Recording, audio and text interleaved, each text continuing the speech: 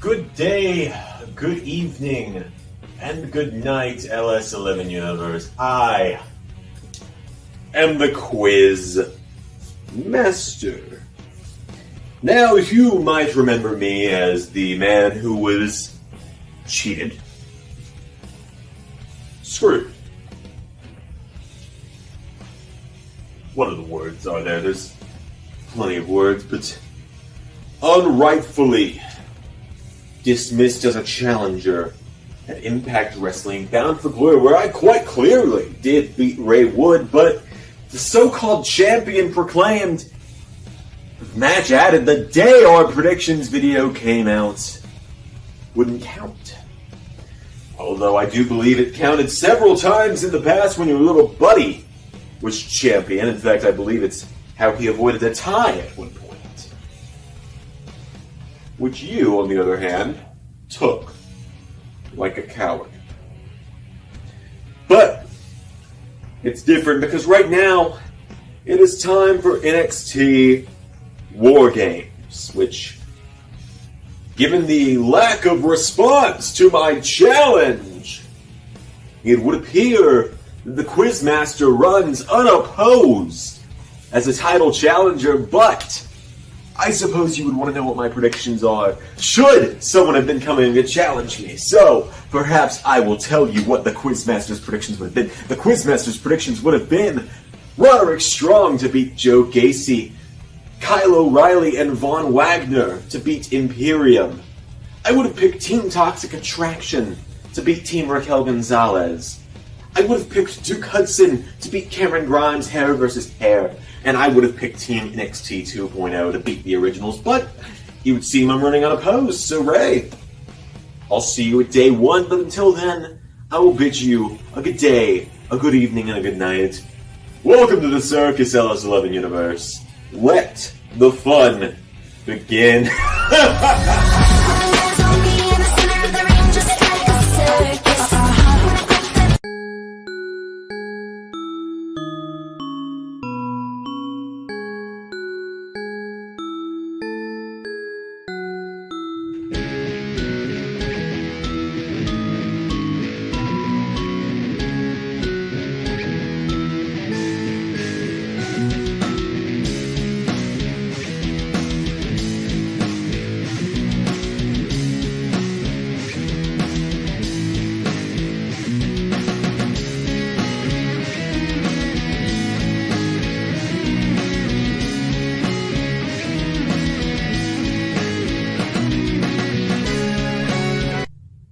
So, this Quizmaster punk I've been hearing about. Well, I haven't had the privilege of meeting face to face, but I'm sure you know good and well who I am, because if there's one person on this channel more capable of fulfilling the term of presentation than you are, it's me. Who am I? Well, come on. Does Hail S11 Universe, it's Zander, ring a bell. That's right, it's me. You see, Quizmaster, people have been ranting and raving about how great you are for a couple months now, in fact, but typically when people are really good, they win their first title match. They don't tie. Yeah, maybe there were some shenanigans involved. Maybe you should have won the predictions title, but you didn't. And you know what you did? You didn't immediately just say, all right, maybe it didn't work out this time, but let's do it again. No, you went on Twitter and you complained. And you whined, you bitched, and you moaned. And you talked about how you were screwed and you were cheated. Well, guess what? I held the predictions title for 352 days. And when I was forced to completely change all my SummerSlam predictions and I lost the championship, I didn't complain. I smiled.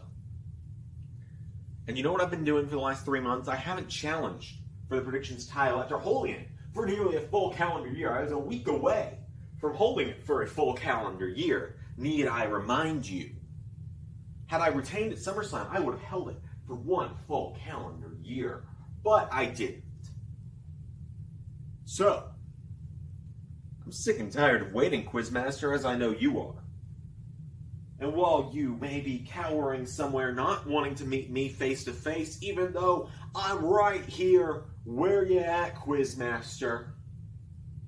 It's not hard to find. It's the one Christmas tree and the one Britney Spears cutout wearing a beadoof on her head in this whole apartment. Not hard to find. You want competition for War Games? Well, I'm going to bring the War Games to you. So, Quizmaster, you already got all your predictions out there, and that's fine because your predictions suck, man. They really suck. So, you've got Roderick Strong, that's right. That's fine, I'll take Joe Gacy.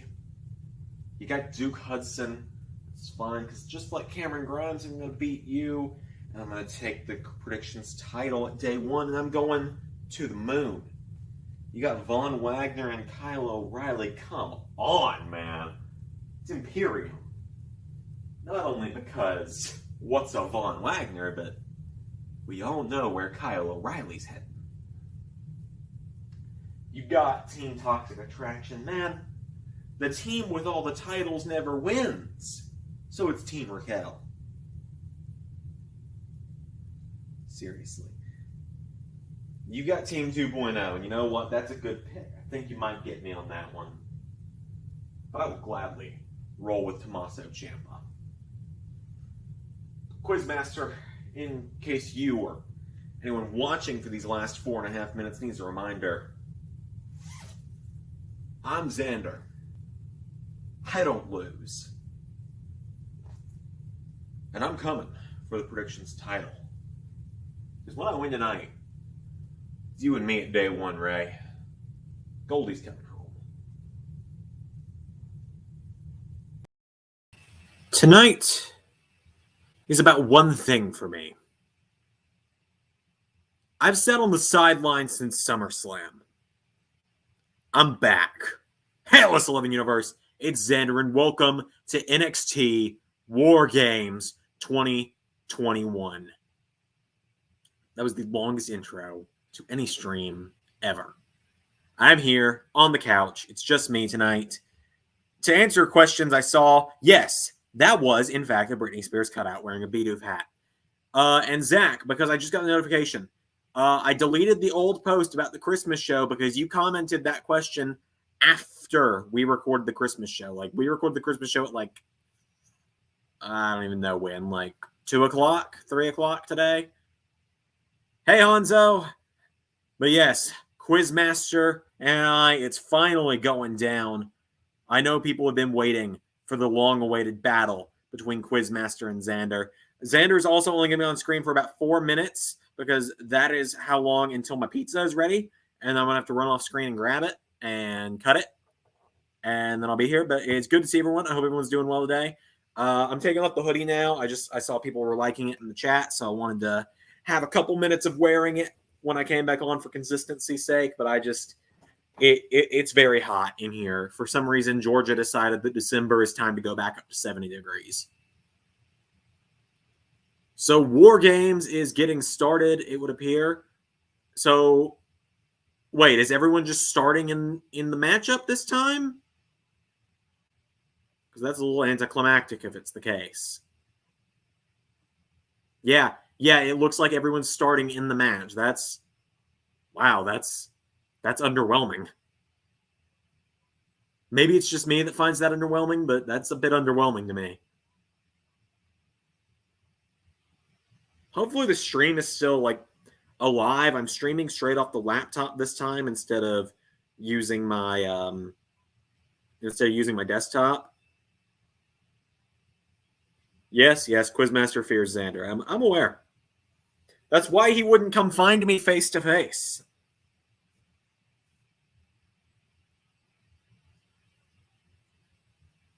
The Women's War Games match appears to be first, and I have Team Raquel. He's got Team Toxic Attraction.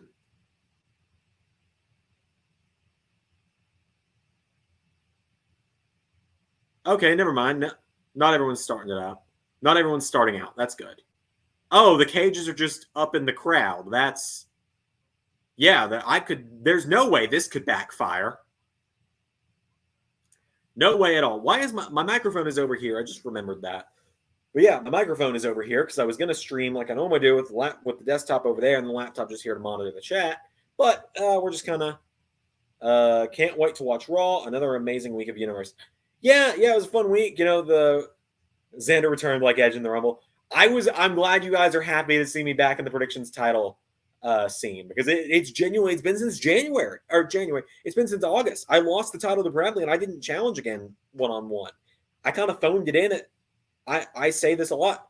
I phoned it in at all out because if I'd gone for my actual predictions at all out instead of joking around, donation link. It is in the chat. Not in the chat, in the description.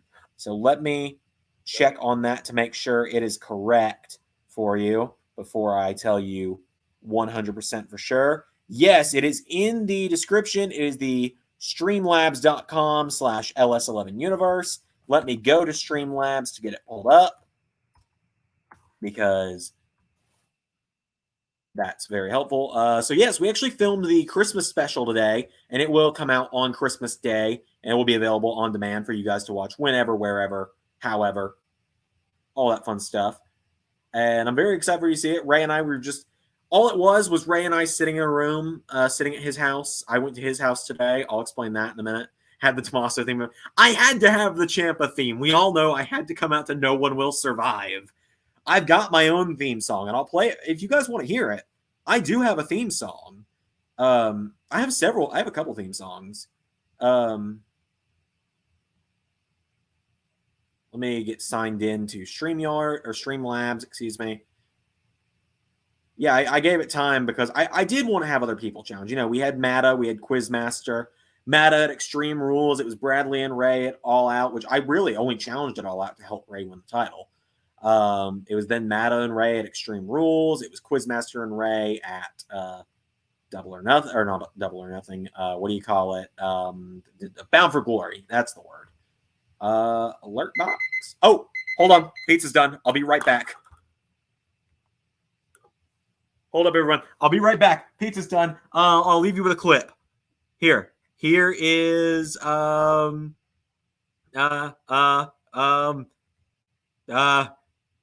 old merch ad. Do you ever see me sitting here making these videos and you think to yourself, man, where can I get some Xandermania merchandise? No? Well, you can get it.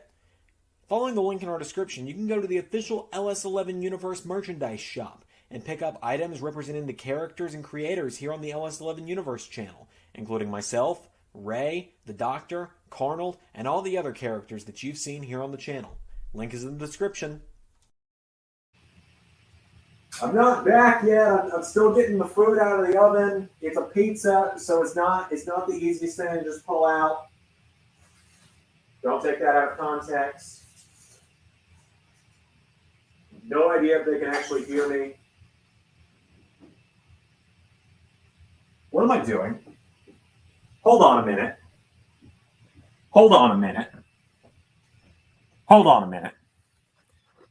I just realized.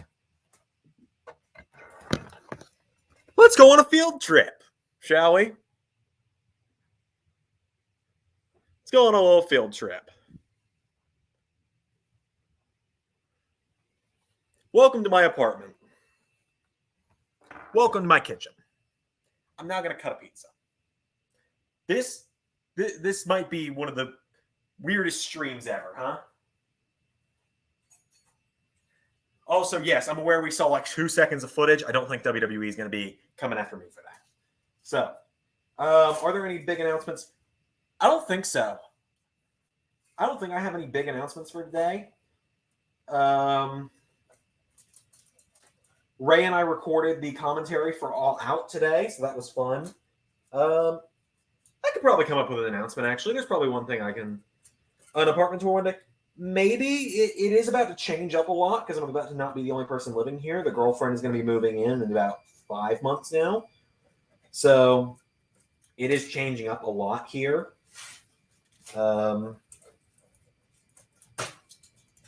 Also, we're going to get back to War Games in a minute, I promise. Like, this is probably the worst War Games watch-along you're going to see here on YouTube. But, you know, if I can't be the best, I can sure as hell be the worst. All right, let's see here. What's that red thing? This is a Christmas countdown. And it's got a little Pikachu in it right now because I lost the gingerbread one. And it's still on December 3rd because I've not had time to change it. And there's my calendar. There's my Reese's Advent, my fridge. Lots of stuff in here. So let me get some slices of pizza here because I had enough money to buy a $4 instant pizza from Walmart. I don't have the money to go buy a $20 pizza from Domino's or Pizza Hut. Oh, college. Apartment tour one day. I don't think anyone really cares to see my apartment, but if we were bigger, maybe it'd be like a stream opener or something. I'm heading over to the fridge. I gotta get some stuff out of the fridge.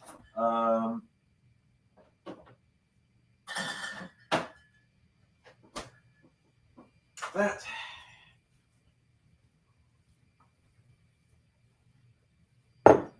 You guys can judge all you want. Yes, I'm putting ranch with my pizza. Not much though, just a little bit. Just a little bit on it, not a ton. And then I'm sure the War Games content is riveting over there, but, you know, would you rather me have just left you in my living room for the 5 minutes this is taking me, or are you enjoying this field trip with Teacher Zander or whatever the hell I am?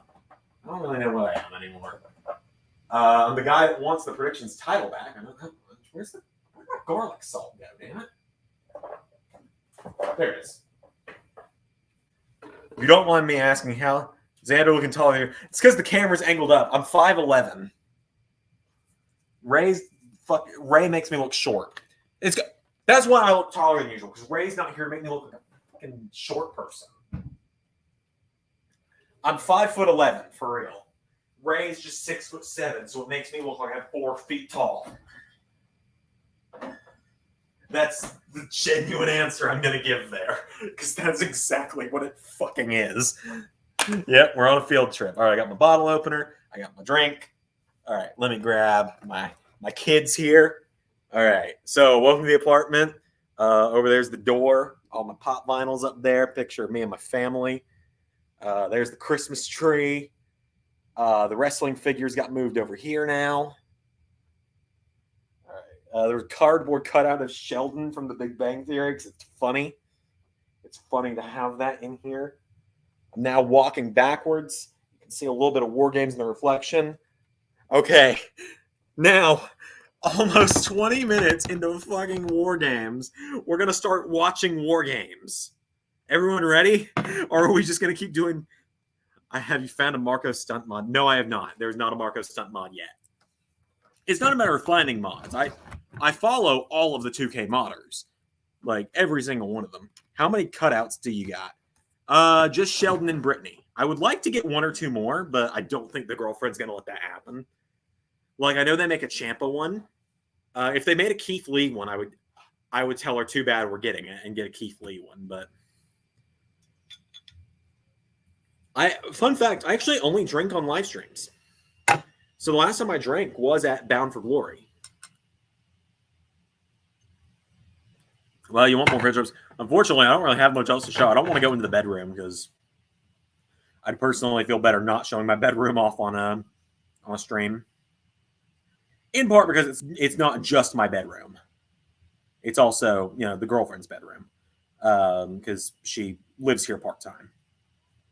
Like, she doesn't always live here, but she lives here, like, I'd say maybe a fifth of the time, like a fifth of the month she lives here. Pretty much 1 or 2 weekends a month.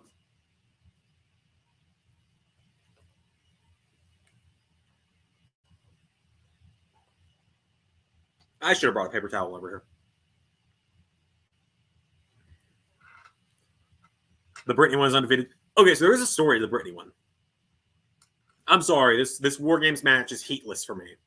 I like Toxic Attraction and I like Raquel Gonzalez, and that's about it. I don't know. I don't really. I like Kaylee Ray. I guess she's fine.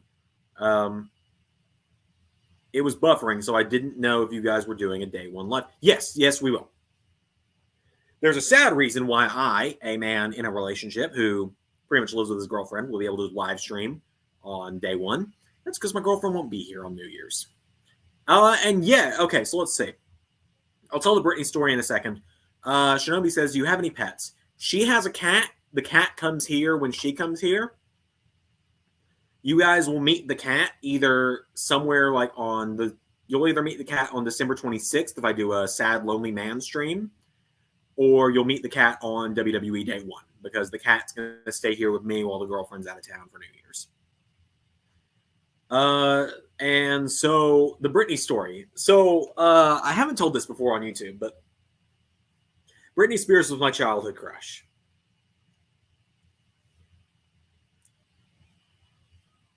So I'm 21 years old, for those who don't know.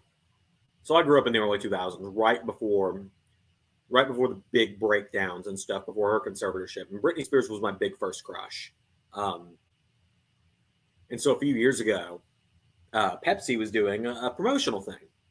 And Britney Spears was kind of the spokesperson for it. And the supermarket in my town had a cardboard cutout of Britney drinking the Pepsi for it. And my mom, who knew that I used to have a crush on Britney Spears when I was really little, saw this and asked them how much it would cost for her to buy it off of them when they were done with it. And good God! Kaylee Ray just did the implant buster onto Dakota into a trash can with one of Toxic Attraction in it. I don't know. The redheaded one. Is that Gigi Dolan, I think? But yes, anyway. So they then gave my mom the cutout, and was it my first Christmas with a girlfriend? Yes, my first Christmas with my girlfriend, my mom gives me that cutout of Britney Spears in front of my girlfriend. And so now Britney chills out behind my desk.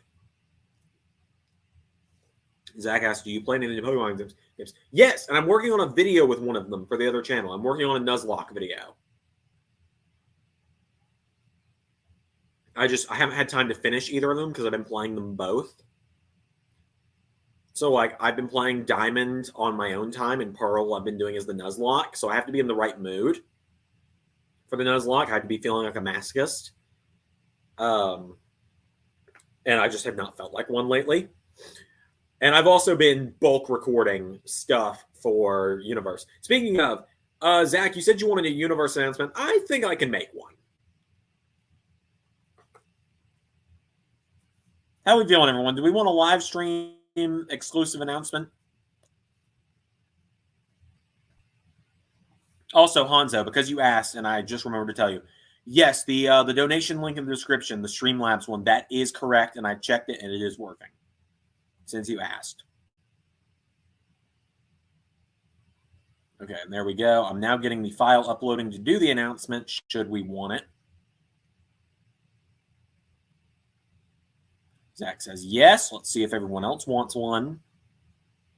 Because it'll be announced this week anyway, so I feel like I can announce it a couple days early.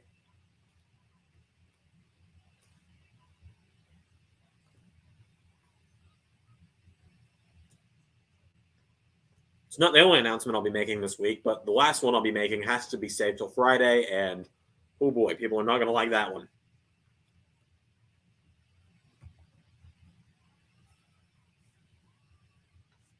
So, I'm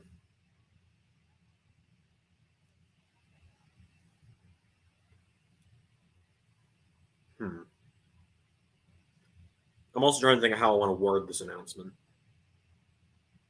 I'm glad you enjoyed Fighter Fest, Zach. Had a lot of fun making it. It was weird because it was kind of my first pay-per-view back being solo at the commentary desk, because for those that haven't heard, Ray's not going to be on every pay-per-view anymore. He's only going to be on I got you, Zander. Give me a couple minutes. I'll hit that donation. I'm looking at Zander merch right now. Oh, yeah, speaking of merch, there is new merch since I last made that ad. Quizmaster has a shirt now. But, so, since Ray won't be on big pay-per-view, Ray's only going to be on the Big Four and AEW pay-per-views. He'll be on TakeOver the End, though. Because he kind of needs to be. I'd feel wrong if he wasn't. But, the big announcement that I can make is in about four to 6 weeks' time. 6 weeks' time, I think. Yeah.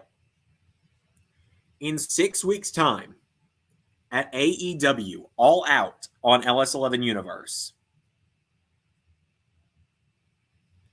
In 6 weeks' time in AEW Universe. On January 16th, 2022, at All Out, it will be Buddy Matthews versus Jon Moxley for the TNT Championship. There's your stream exclusive announcement. I always look forward to AEW and SmackDown. Yes, I have a feeling I know why you look forward to SmackDown every week.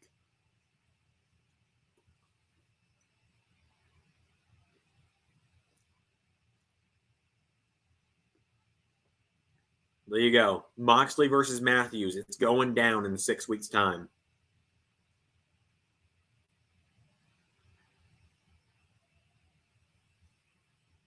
I am very excited for that one. Ray and I recorded the commentary for that one today, because we recorded all of All Out today, and it's actually All Out's still currently exporting on my computer. Like, All Out is still exporting on my computer. I started exporting it about an hour ago when I got home. And, oh, that was a sloppy spot. I started exporting All Out today, and we recorded the commentary. I think Moxley and Matthews is my favorite match on the show. Love watching LSW Universe, but I also like watching the long ones. Hello. Yeah, I think once I think once NXT is over, Raw and SmackDown. I mean, Raw and SmackDown already got upgraded to 4 matches a week at least. There were a couple weeks where it's only 3 matches, but that's just because I was in a hurry or stuff like that.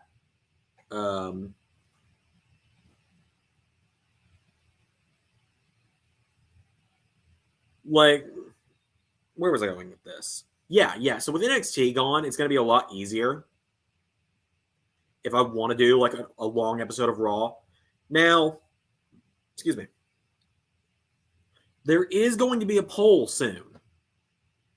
Right after Extreme Rules, which Extreme Rules is our first pay-per-view of 2022. It'll be on January 15th. We're going to have another double premiere weekend at the beginning of 2022.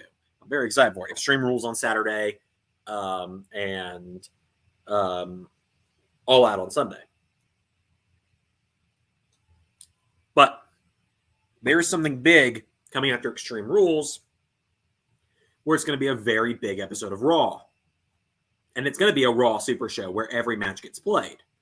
So I'm going to put out a poll about it in the community tab when the time comes after I make the announcement.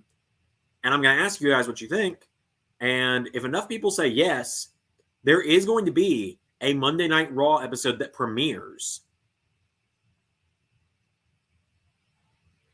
There might be a big episode of Universe premiering in January. If you guys want it to premiere anyway, I can just upload it at 11 a.m. like normal. But I really want to premiere this specific episode. I can't talk about it.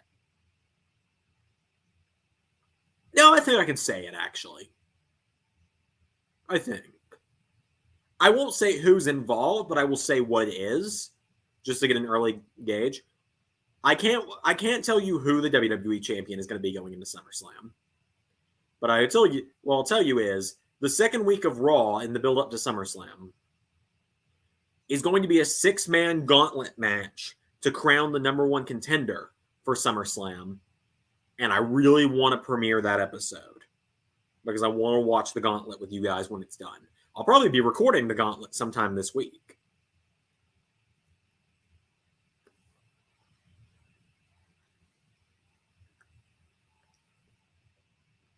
Yes, premiere, so we can talk about it and so I don't have to wait till after school. Makes sense. Yeah, I'll probably premiere the Gauntlet episode. I've been thinking about premiering that one for a long time anyway. Very much since we were like, oh, whoever challenges WWE champion at SummerSlam is going to win it in a gauntlet, is going to fight through the gauntlet match. Who knows what slot they're going to come out in, but we'll see.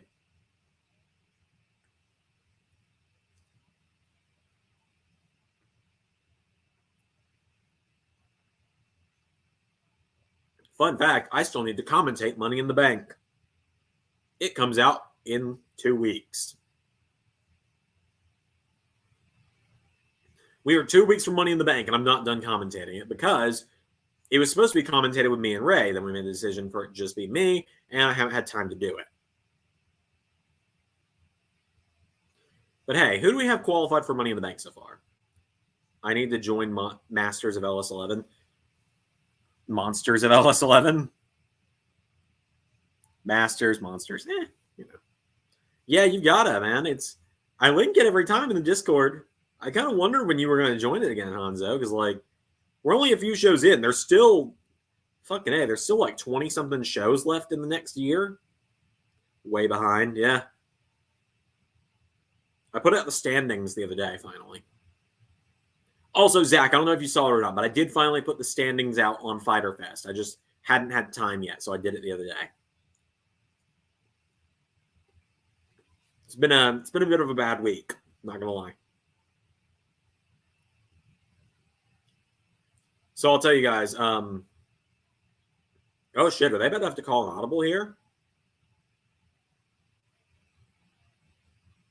What's going on here?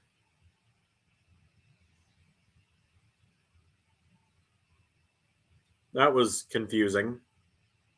Anyways, yeah, I won't shed too much on it because I don't want this to be a negative string. I will just say this has been a very shitty week. My family had a bit of a hard time this week in two senses. I don't want to talk about that, though. That's the reason why I was a bit out of things on Thursday. So if you guys remember, on Thursday this week during ARW, I said I wasn't going to be too active in the chat. That was in part because it had been a really bad day. And I'd gotten my booster shot on Thursday. And so my arm was aching and I was so tired. Yeah, I'm really glad nothing happened Friday. I'm really glad nothing happened stream-wise Friday, because Friday I was running a fever of 102 and was in bed from the time I got back from school until yesterday morning.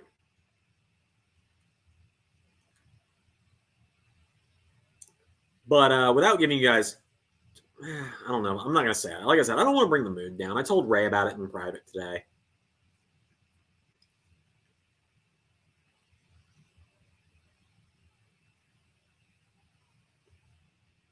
I told a couple of people about it in private. Like I said, it's just not something I particularly want to talk about in the stream about what happened.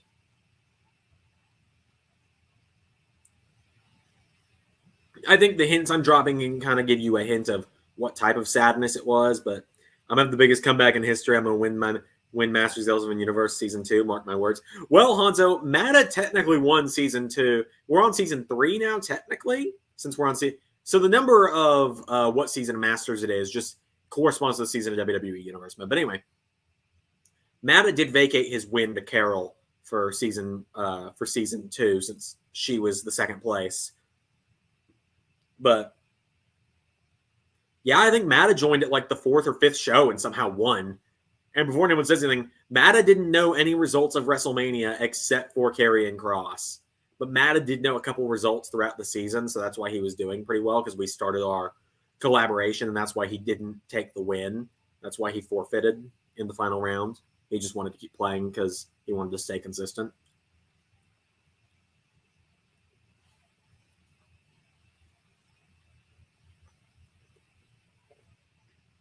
I miss Mata too. But I talked to him the other day, and he's doing really well. We text a lot. He's very happy not dealing with wrestling. I don't want to pull him back into that if he doesn't want to be pulled back into that for a little while.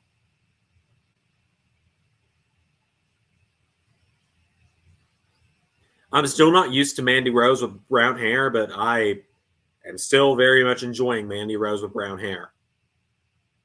Okay, that's as weird as I'll get about it the whole stream, I promise.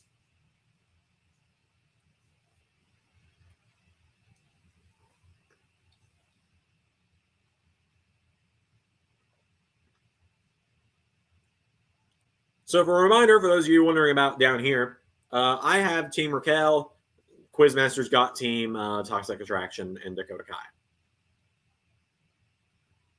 I very well could be wrong on that one.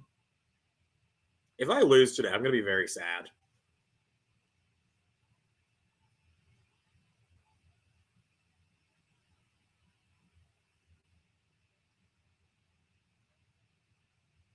He's playing Xbox with Matt, but we kind of suck.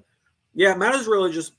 I won't delve too much into it because it's his personal life, but he's got his new job he's doing, and so he's kind of disconnected from a lot of stuff. And he's apparently, according to him himself, he's in a great place mentally, and so that's what I care about most because he's one of my best friends at this point. He doesn't know this, but if he's watching, it's gonna be awkward. He doesn't know this, but I'm gonna invite him to my wedding.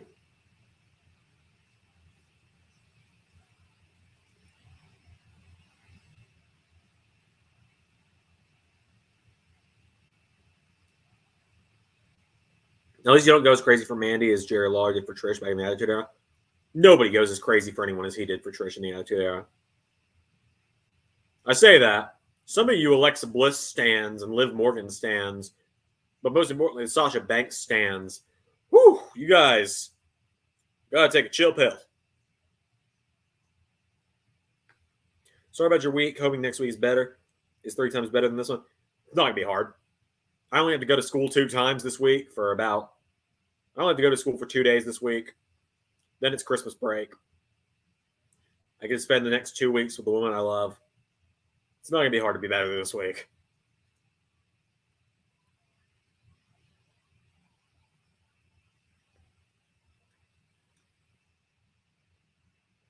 I stand by this. Mandy Rose has gotten better, like, character-wise and wrestling-wise since coming back to NXT. Although she actually also qualified for Money in the Bank this week in LS11 Universe. So there you go.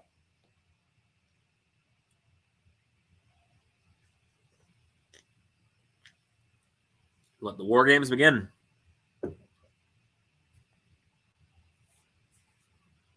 Also, just so everyone knows, I'm definitely not going to drink as heavily as I did for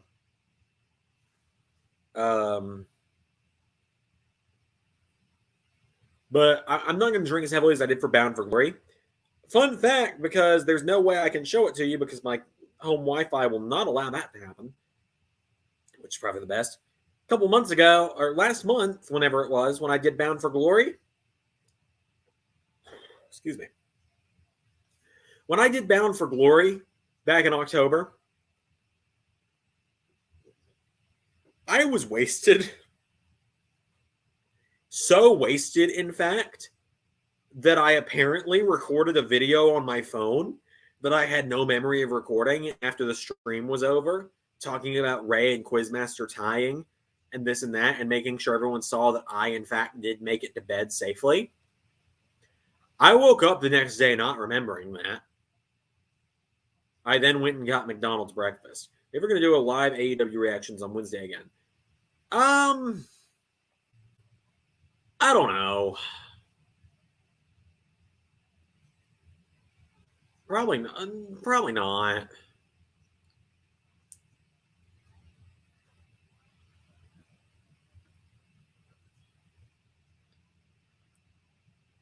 Probably not for the sole purpose of Wednesdays are pretty busy for me because Wednesdays are kind of when I record. Monday, Wednesday, and Saturday are my recording days right now because I don't get home till late on Tuesday and Thursday. So by the time I get home, ARW and AEW Universe mode would be starting.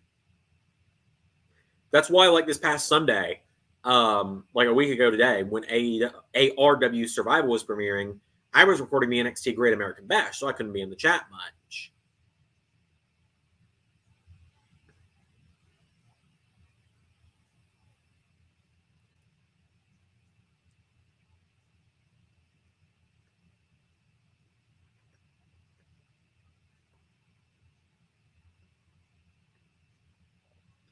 Crazy live week again, like for Mania 37. That's going to be a little bit up there. I will probably only do Mania 38 this year because the Raw and SmackDown and NXTs afterwards, fucking nothing happened, so it was a waste of my time. Literally, I sat through 3 hours of Raw that Monday thinking, oh, maybe we'll get an Adam Cole debut. Maybe we'll get a Samoa Joe return. And the big thing was we were doing Drew and Bobby again, and now T-Bar and Mace are here.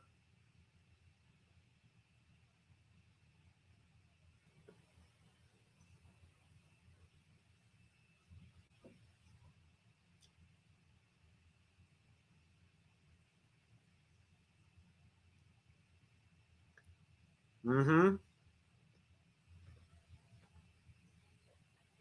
I sure did, Hanzo. A couple times a day at one point.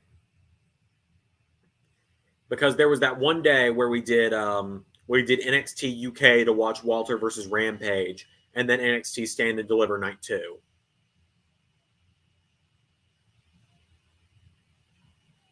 So we did 2 in one day to make up for any days we would have missed. That was also the week where This Is the Tale of Captain Jack Sparrow happened, which I still have the fun fact for those curious. A little bit of behind the curtain. Today was not supposed to be just me versus Quizmaster. Today was supposed to be Team Zander versus Team Quizmaster. It was going to be the classic Zander characters versus the newer Zander characters. It's going to be me, the Doctor, Zander number 3, and Zander number 5, who all been around since 2014 against the Quizmaster, Jack Sparrow, Mania Del Zander, and Carnold. The oldest of those being Carnold, who was created in 2014.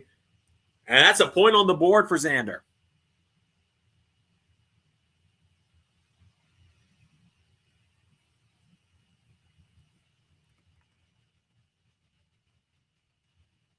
You hear that, Quizmaster? I'm up by 1, pal.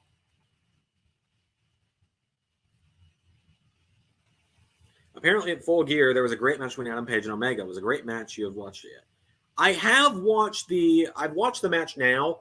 I've explained this a handful of times. I couldn't do a watch along for Full Gear because Full Gear was on my girlfriend's birthday, and I've promised her for years I will never live stream or do work on her birthday.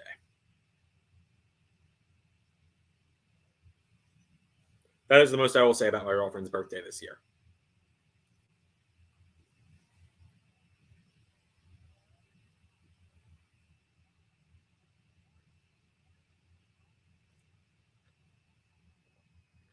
Well, that match happened.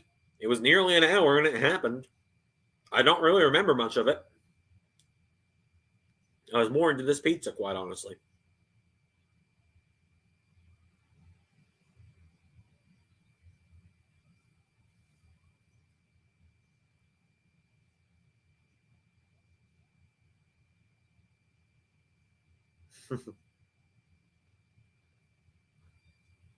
I'm glad you enjoyed that, Hanzo. I still have the costume. The costume's actually in my closet.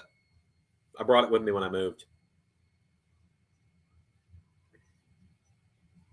But yeah, the original stipulation of tonight was going to be the winning team's captain got Ray at day 1. And then the way we're doing the Royal Rumble this year for predictions is the champion will defend against someone. The champion is going to defend against someone at the Royal Rumble in a predictions match. But we're going to get as many people as we can to be represented by numbers in the Royal Rumble. And if their numbers win the Men's Royal Rumble, they'll challenge the champion at WrestleMania. The original thought was the winning team captain would get Ray at day 1. The losing team would get numbers 1, 2, 3, and 4 in the Royal Rumble, and the winning team would get numbers 27, 28, and 29 in the Royal Rumble. And then number 30 is going to be reserved for a special guest in the predictions. I don't know who yet. I've got a few people in mind. I've got to reach out to them, though.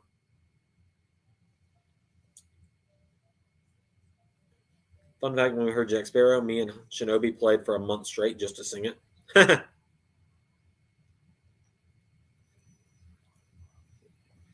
Nope, we sure didn't, Zach. We sure didn't.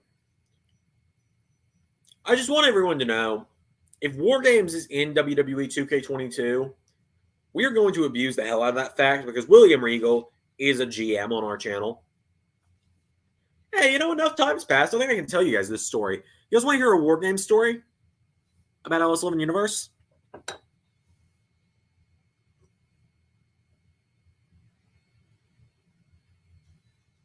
In fact, literally everything that would have to do with this, literally everything that would have had to do with this story has been fucked over by releases. So I might as well, right? If you guys want to hear it? Let me know.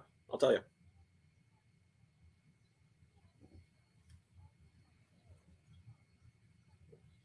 So, here's the story. So we told the story before about how Daniel Bryan was going to join the Undisputed Era. Well, in that time, when it was Daniel Bryan, Bobby Fish, Roderick Strong, and Adam Cole in the Undisputed Era, and then Kevin Owens instead of Daniel Bryan at one point, in that time, Adam Cole would win the Intercontinental title at SummerSlam, where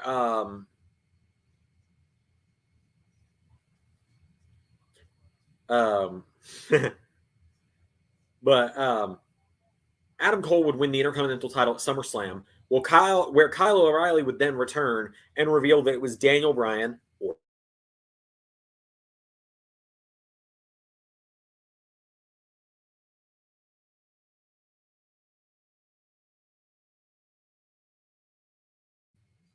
there I am. Anyways, Adam Cole would then super kick Kyle O'Reilly, officially signaling Kyle O'Reilly in the UAE in the Undisputed Era no more. And this would build at a Clash of Champions. It'd be, I don't know, but then eventually Survivor Series would come, where I really am sad we're not going to have this moment either, but Christian was still going to be the GM, and we were like, oh, we'll be on 2K22 by this point, so this could be an option. Kyle O'Reilly would recruit, I believe it was Ricochet and Drew McIntyre before we sent him over to Raw to his team. That sounds right. So it was those three in the Undisputed Era, and Kyle would be building up a fourth member. And it was like, and Christian was going to come out and go, all right, guys, clearly a normal 4-on-4 Survivor Series isn't enough to hold you. Clearly, what we need is. Wait, no, hold on. And then Christian would pull out a phone. You'd hear him dialing a number. Yeah, hello? Yeah, hey, it's me. It's Christian. Yeah, it's SmackDown GM. Yeah. Can you do the thing? You know the thing you do around this time every year. Oh, come on, man. They'll love it. You're going to do it? Great. Okay, sorry. I think it's more effective coming from me. You are going to face off in. And you'd hear William Regal come through the phone. War Games!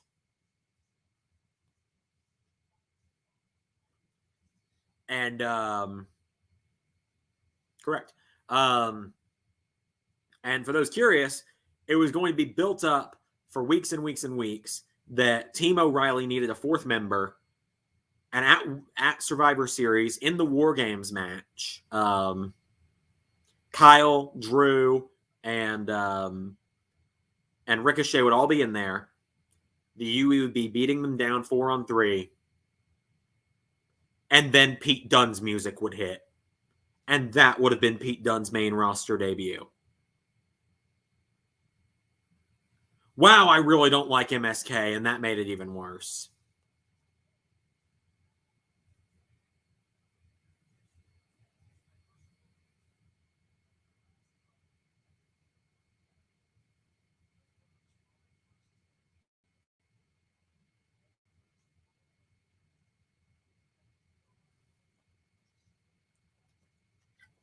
So I hate to ask this because I like him a lot. We all know I like him a lot. Does LA Knight really count as Team Black and Gold? He was only in NXT for like 6 months before the rebrand. Because it rebranded in September. And he came around I guess he came around January, so 9 months. I'll take it back. That was enough time.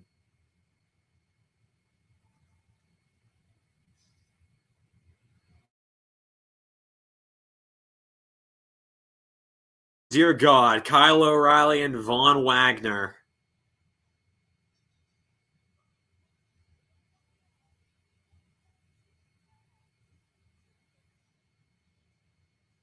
I just feel bad for Kyle at this point. I just feel bad for him. The poor guy. He clearly does not want to be here anymore.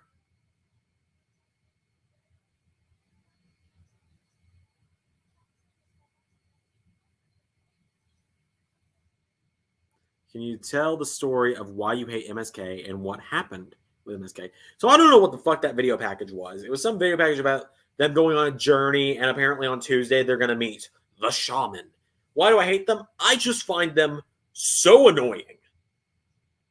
Which, yes, I know, pot, kettle, all that. I know, I'm also very annoying, but I find them obnoxious.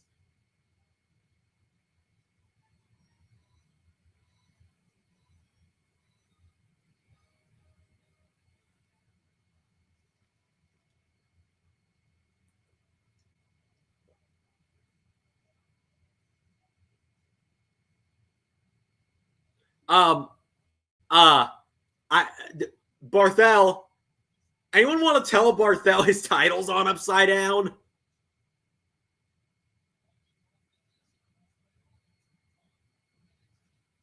Barthel's title is upside down.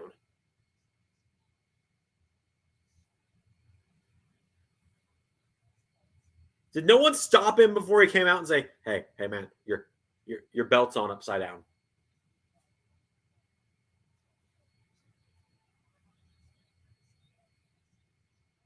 Jesus.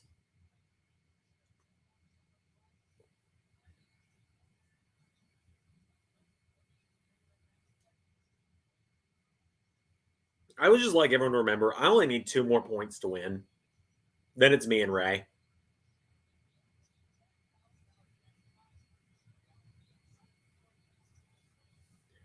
Oh, yeah, for those that might have forgotten, Marcel Barthel and Fabian Eichner are the Raw Tag Team Champions in West 11 Universe. I kind of forgot, too. They have not defended them in a little while.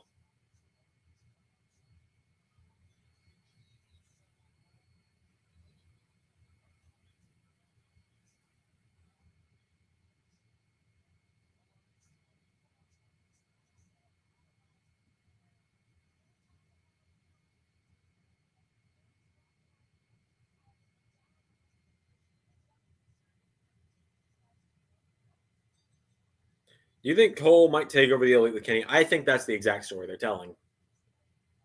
I think that's exactly what they're telling. It's just a lot of people, for some reason, think that things in AEW need to happen overnight. When it's a company built on slow burns.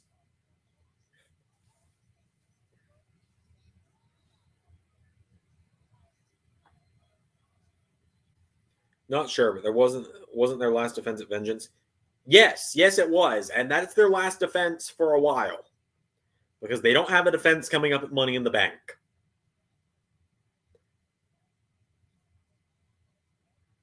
I just kind of forgot. If I was going to forget any division, it was the Raw. It's been the tag divisions, because the tag divisions are so paper thin until after NXT, when I do get guys like the New Day, GYV, Mustache Mountain, MSK.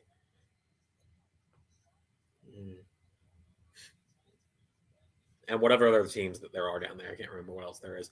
But Ray's got like 1,000 tag teams in NXT. Also, just brought Hit Row in, was building them up,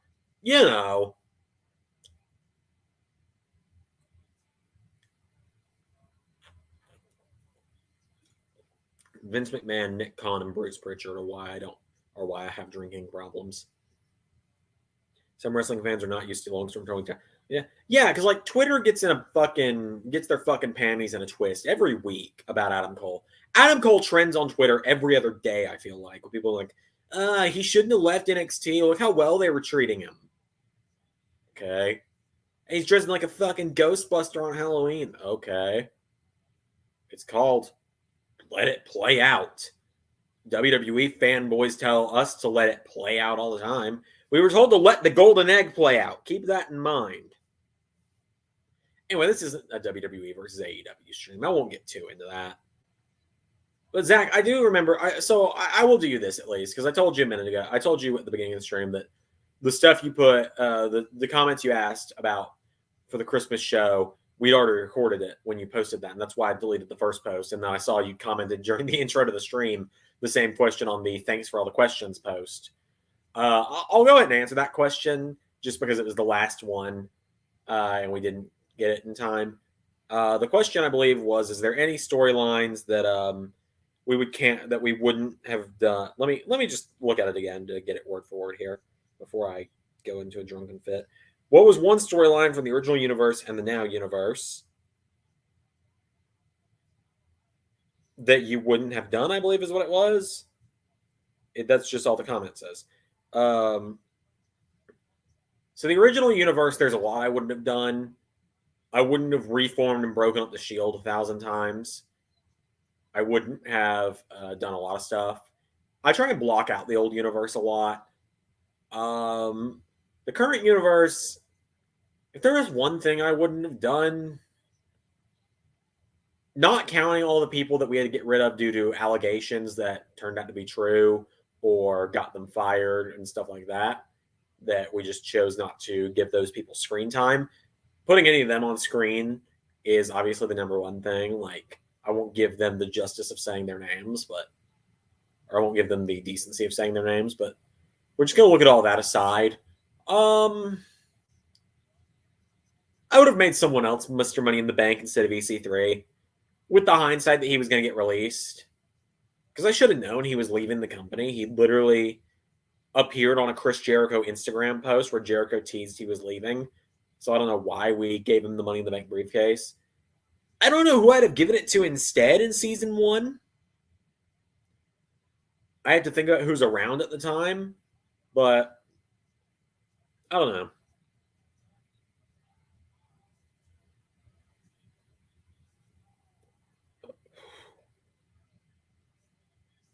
I am sure Von Wagner is an incredibly nice human being. I do not find him interesting on screen at all. I like maybe 4 people in NXT 2.0 or 4 acts in NXT 2.0 that are like 2.0 acts. And that would be Braun Breaker, who I'm hoping gets the name Steiner sooner rather than later.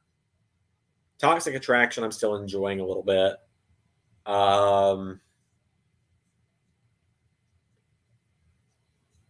maybe it's only 2 acts. I find Tony D'Angelo funny occasionally. I think it can be a little over the top, but I find him funny occasionally.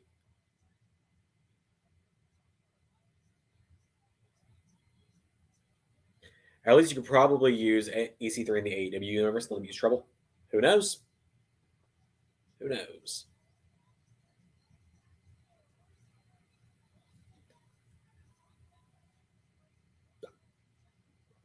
But anyway, yeah. Toxic Attraction, Braun Breaker. Like I said, I occasionally find Tony D'Angelo to have some funny bits, but no one else in NXT 2.0 really interests me that much. I feel like Briggs and Jensen might have some potential if they get a little more personality other than we're men. Look at how manly we are. Odyssey Jones, he also is someone I like, but I haven't seen much of him lately. In real life, wink, wink. Seen him plenty somewhere else, wink, wink.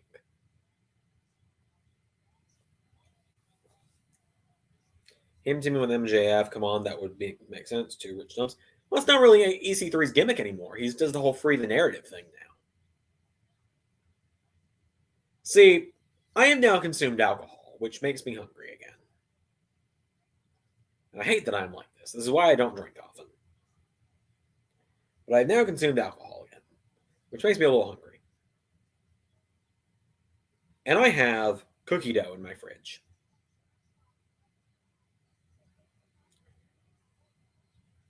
I am going to take my plate in the kitchen in a minute. And you guys might have to come with me because I might be getting the cookie dough out of the fridge. We'll wait until after this match.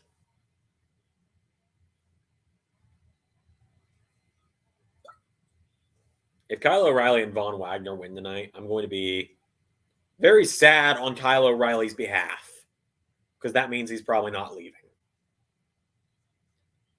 And I don't know what they could have told him that would have made him stay around.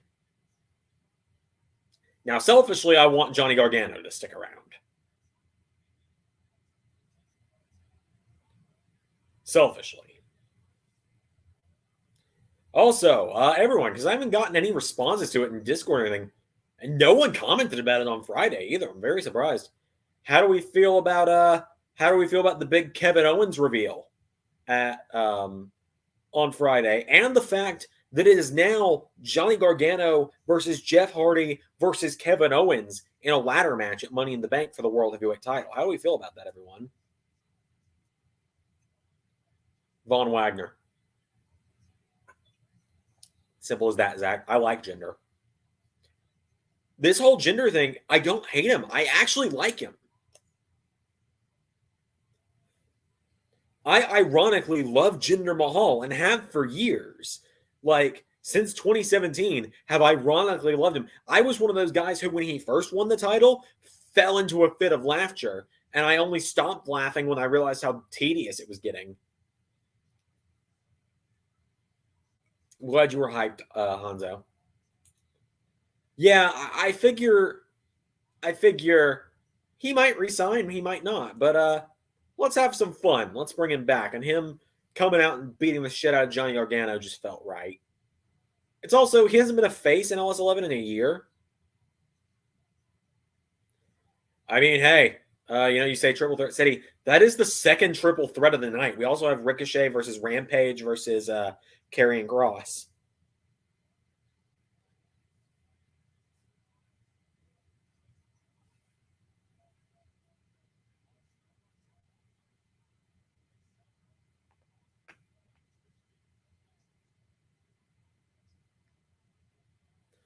So I'll get the day off tomorrow. That's part of why I'm drinking. I don't have any classes tomorrow. It's exam week. So I know some of you guys are still in high school. So I'll give you a little rundown about college for those of you that are going.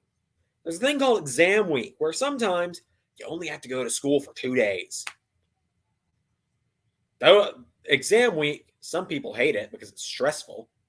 Other people love it because they just don't care anymore. I'm a senior in college. How do you think I feel? But yeah, so like Kevin Owens, it's a matter of, we figured he's probably going to be gone sooner rather than later. So we might as well have some fun with him.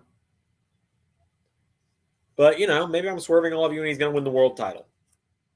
But yeah, no. I thought Barthel was tapping for a second. That would make Kyle a 4-time tag team champion, more than anyone in NXT history if he did it.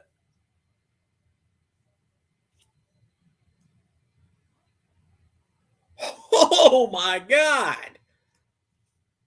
I love Fabian Eichner so much.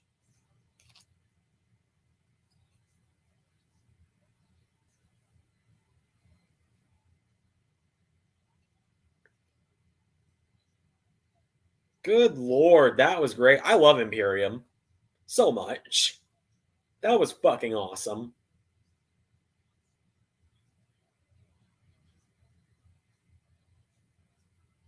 Oh, we got to get the Imperium bomb?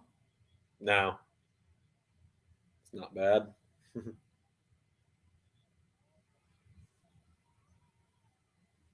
Yeah, no, genuinely, like, I'm literally only here. I literally have to go to class 2 days this week, and my exams are each. Oh, God, I thought that. Not even for the point in predictions. I just don't want them to win because I don't want Kyle O'Reilly staying around somewhere where he's not going to be valued as much as he should be. And also Von Wagner. I have nothing against the human being that plays the Von Wagner character. Again, I presume the human being behind the Von Wagner character, Cal Bloom, I think is one of his names that he went by at one point. I am sure he is a perfectly. That was weird. The North American Championship graphic flashed up. I am sure that Cal Bloom, whatever his actual name is a perfectly nice human being. I just do not enjoy the character that they are making him be on TV. Keep in mind, usually when I don't like someone wrestling wise, it's nothing against the human being. Hey, Wrestling Culture, welcome to the stream. Zach says they did mess up Kyle when Fish was injured by making him lose the NXT title and putting him back in the. He didn't need to beat Balor. That would have devalued Balor a lot. Fuck that. He didn't need to beat Balor. That would have devalued Balor. And, you know, they were building it like Kyle was going to beat Karrion Kross. Then Vince McMahon came in and said, well, he's not a giant, so we all see what happened with Karrion Kross. So much for Kross versus Cena at Mania Season 3 in our universe. Oh, sorry, have I never mentioned that?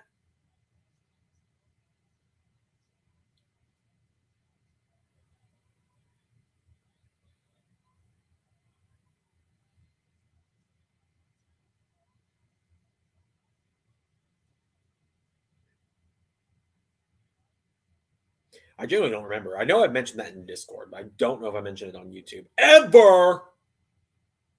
Christ! Eichner! Dude!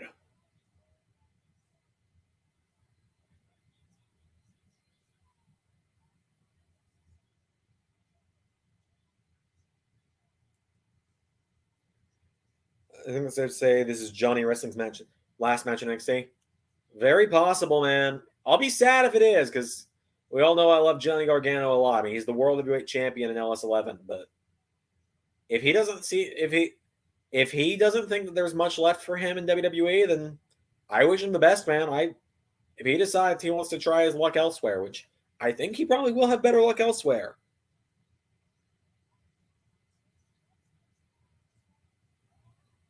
Fabian Eichner is making me a fan of just him right now, by the way. This is incredible. This guy's incredible. Oh, that was sweet. That was a sweet transition into Imperium Bomb.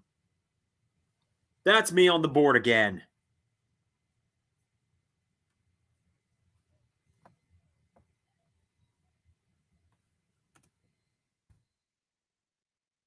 One more is all I need. Cameron Grimes, Joe Gacy, and Team Black and Gold are all I need. One of those three. And I will be guaranteed to be facing Ray at WWE Day 1. And Goldie will be mine again.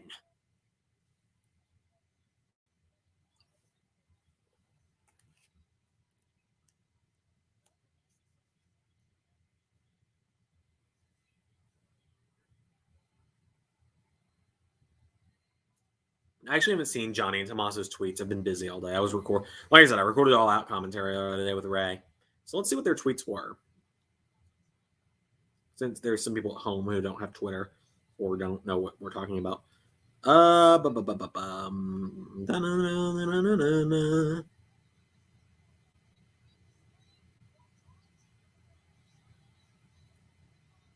Let's see here. That was an incredible finish, by the way. War Games does not have the same feeling without the UE. No, it does not. The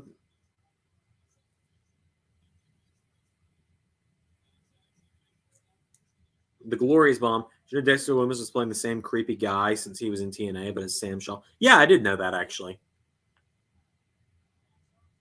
This is it. Kyle's gone. No. Von Wagner's about to attack him. Kyle knew. Get his ass, Kyle.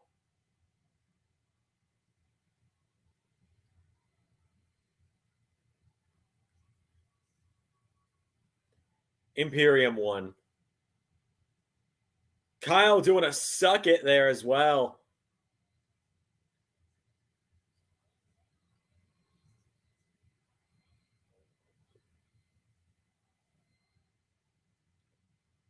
I think that's it for Kyle O'Reilly.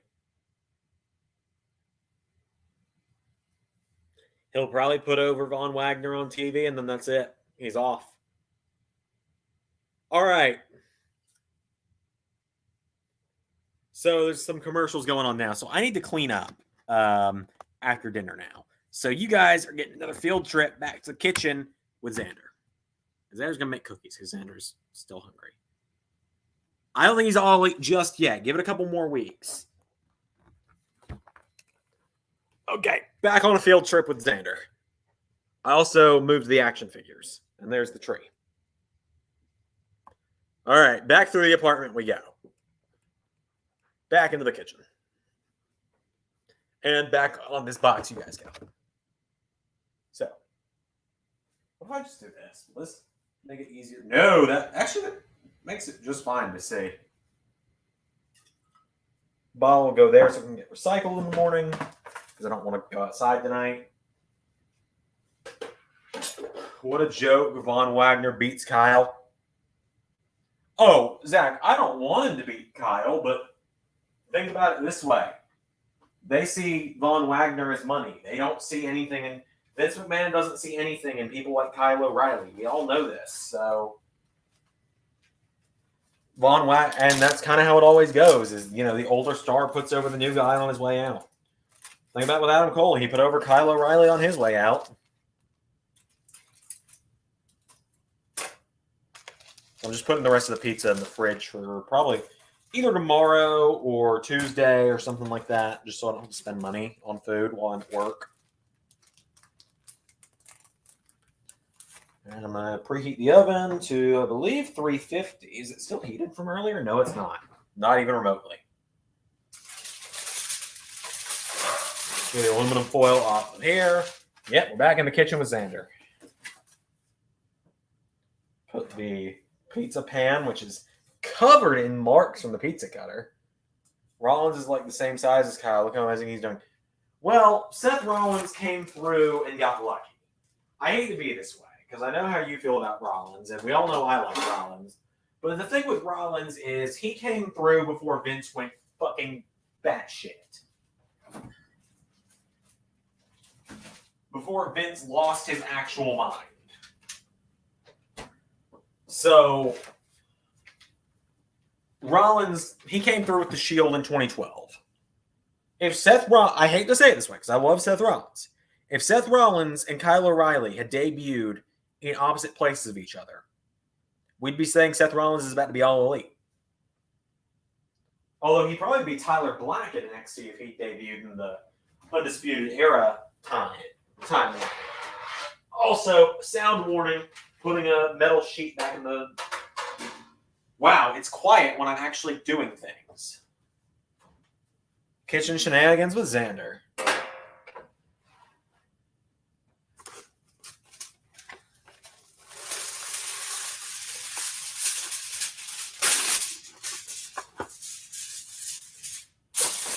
Look, man, Zander is 60 pounds overweight at this point compared to where he used to be. And tired, and now a little buzzed from having a beer, which I have not... Okay, I scratched that. The last time I actually drank was not at Bound for Glory. It was a few weeks ago when I was in North Carolina for the wedding of the one and only Tech Nizzle, a good friend of mine from Discord. We've been friends since like 2018. I went to his wedding. These are tongs. I just tried to open a packaging with tongs because they had scissor handles. And I was like, oh, that's kitchen scissors, obviously. Stay in school, kids. You see how much wonder it's doing for me.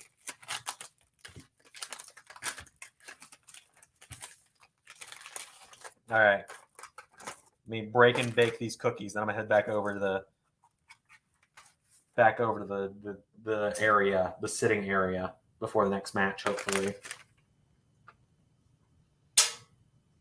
As we are doing some kitchen shenanigans with Zander. This time making some M&M covered cookies. Why? Because I am a child. Hey man, my first job was at Toys R Us. You can't expect me to be the poster child for maturity, right? If they hadn't gone bankrupt, I'd probably still be working there. Probably. I don't know. Mr. Silky says, bro, tag team match was good, TBH. Yeah, it was, honestly. It made me, like, I already really liked Imperium. It was like a star-making performance for Fabian Eichner, of all people.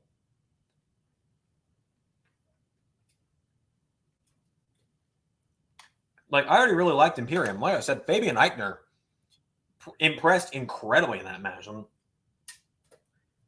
Von Wagner is a fine wrestler. I think it's the name that bothers me most. I think if he had any other name that wasn't as stupid as Von Wagner, maybe I wouldn't consider him such a fucking joke all the time. But I don't know. If ifs and buts were coconuts, we'd all have a Merry Christmas. Honestly, I think Tony D'Angelo is a ripoff of indie star Tony Gini. He's just an Italian stereotype, man. That's just all he is, and that's what Tony Chini is too. He's just an Italian stereotype. And as usual, my pan is just too small for the last two pieces of cookie dough, so I'm gonna replace that one because it had more M&Ms. And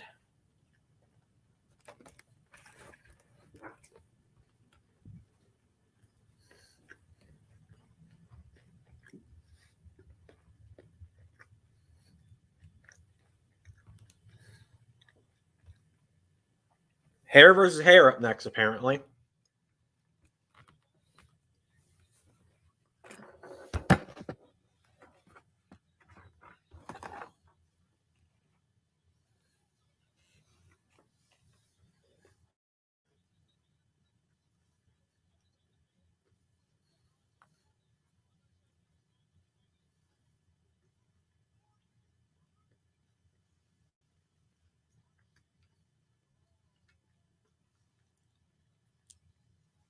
I agree with you. I do think Grimes wins.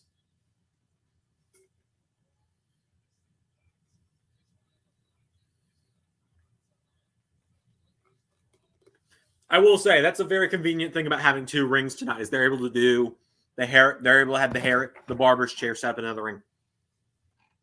Oh, I guess you guys might be curious why there's a little stocking with a D right here. And there are 3 stockings. I mentioned it's just me and my girlfriend. That tiny stocking is for the cat. She has her own stocking. She will be getting things in it this year because I am a good cat dad. I am making sure Santa Claus brings her something.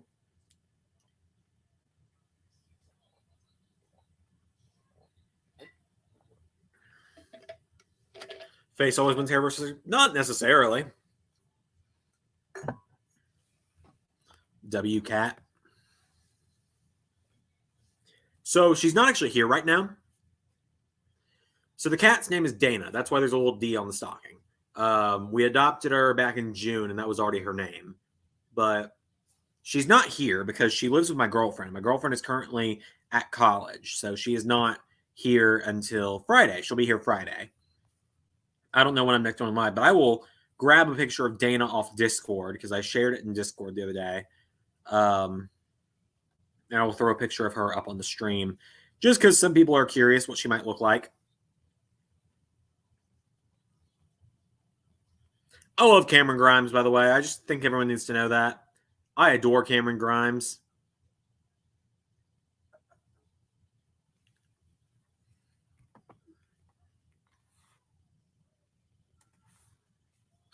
And I will not apologize for loving Cameron Grimes.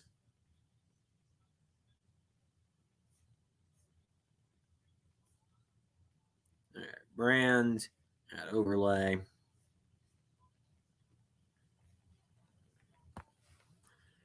All right, it won't take long. We'll upload in a second here.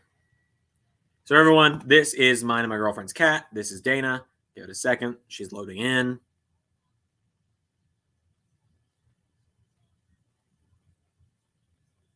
Almost there. Keep in mind, I have potato Wi-Fi. The hamster needs to get back on the wheel and start running for my Wi-Fi to keep working.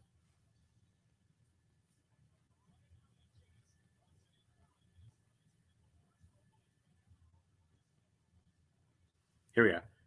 So yeah, there's the cat. There's Dana. This picture I took of her the other day when she was here.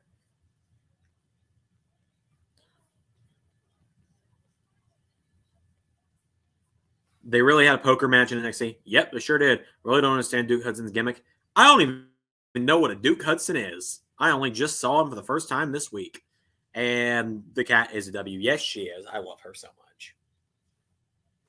You know the meme where it's dad doesn't want a cat, family gets cat anyway, dad and the cat? Yeah, that's me. That's what I became. I became the dad with the cat. Did not see it. I should have seen it coming.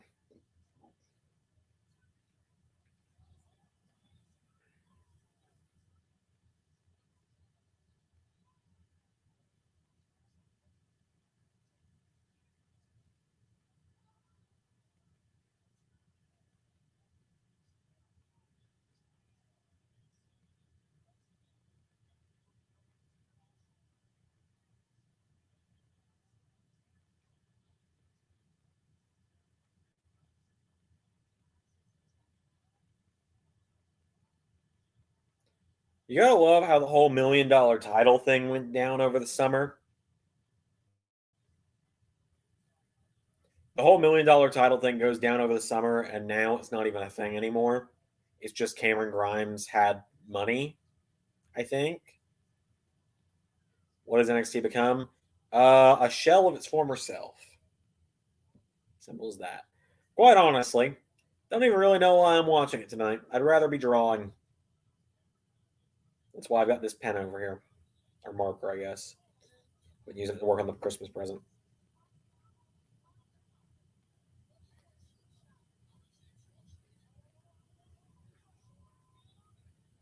Weirdly, if I had a nickel for every time NXT had a TV special with a hair versus hair match in it, I'd have 2 nickels. Which isn't a lot, but it's weird that it's happened twice.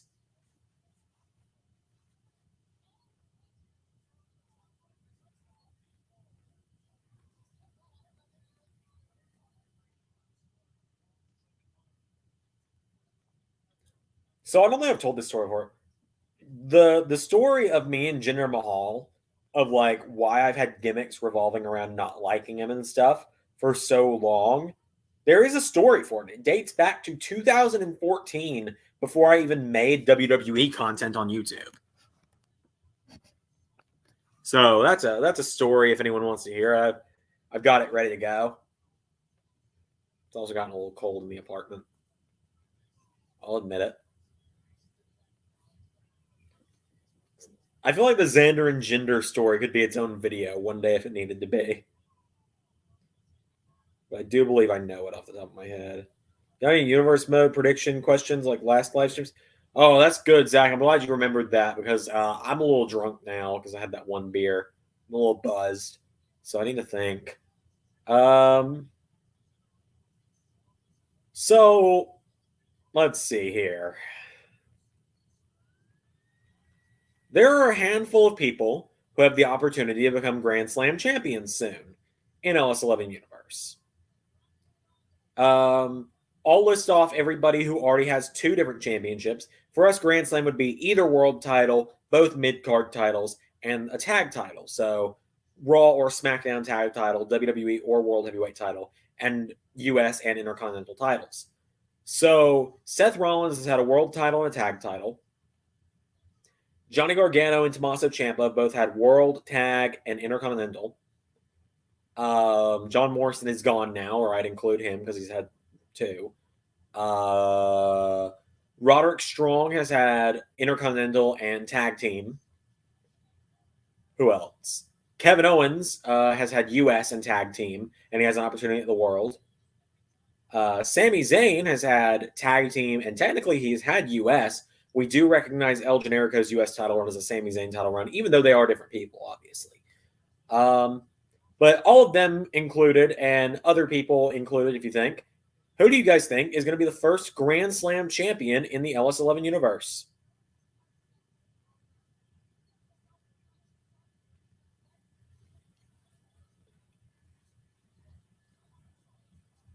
My phone does not seem to recognize my fingerprint, so let me wipe that down. Rollins, I see. See, the thing with the predictions is the last time I did a live stream was it Extreme Rules? Hell, I don't remember. It's been a while since I've come to you live from the couch. Let's see, when was it?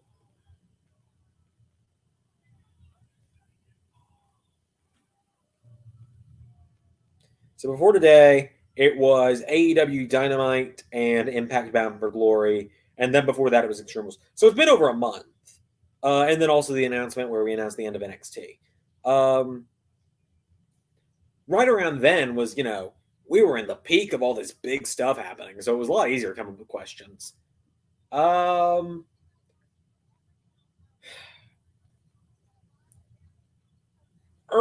I'll give you this one.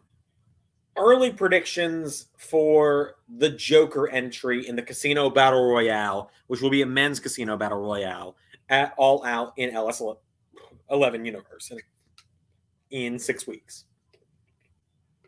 See what people think there. Fun fact, that's also the same week that I have an important doctor's visit.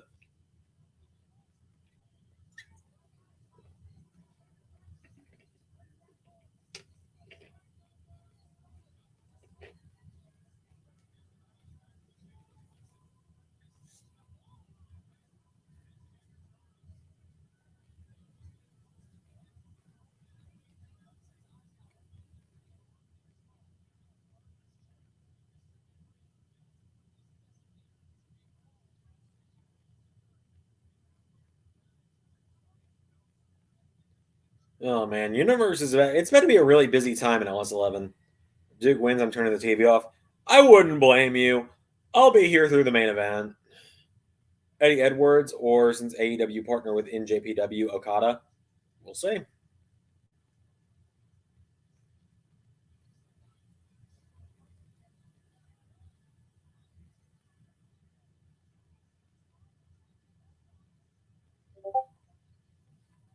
For those that heard that, that was Discord going off on both my desktop and laptop at the same time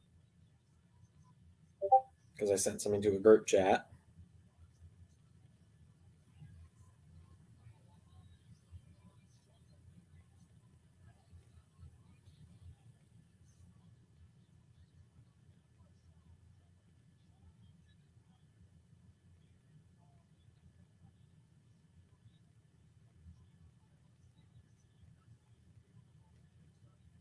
Like I said, I don't know what Duke Hudson is. Is his gimmick that he's a poker player? That he's just an asshole? I don't know. Because if his gimmick's just that he's a dick, then Ray Wood called and he wants his gimmick back. Bring in Eddie. Do not bring in Sami Callihan. That will be chaos. Well, I appreciate the warning, but we'll see what happens.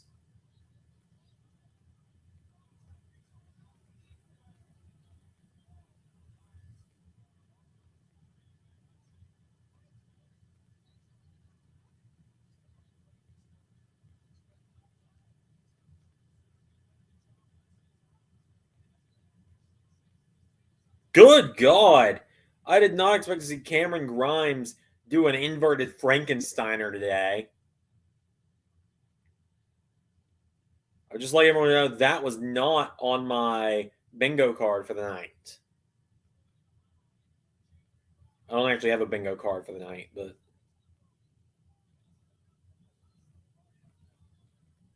thought we were about to get a ref bump.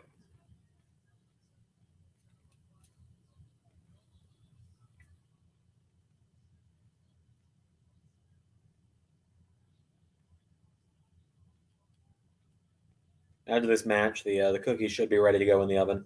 High spot with Vince McMahon saying, "Yeah, right." I mean, that tag match actually felt like an NXT tag match.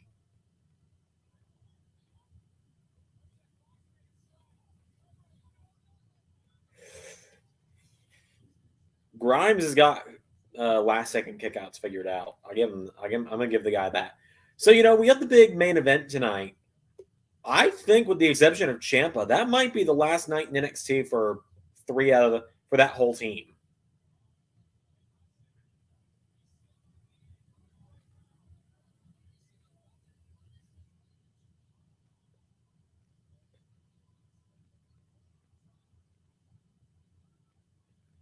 That's game.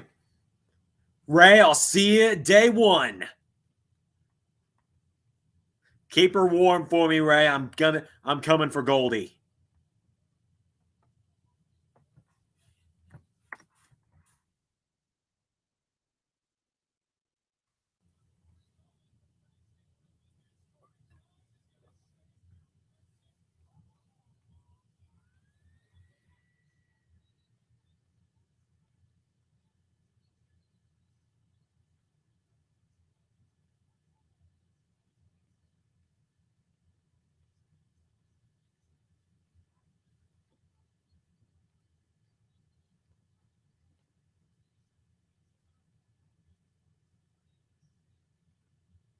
I'm coming for the predictions title. I'm going to win back the predictions title. January 1st.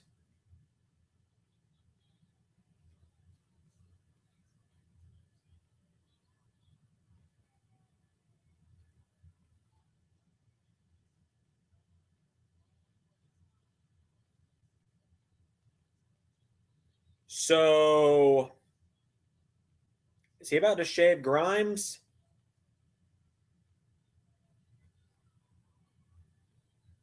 Oh, no, I was about to say, because that would also mean that the second time in NXT history, they have a hair versus hair match where the wrong person gets shaved at the end. I don't even remember what the other guy's name was. Actually, hold up. I gotta look this up real quick. Nobody tell me because I might be wrong here, but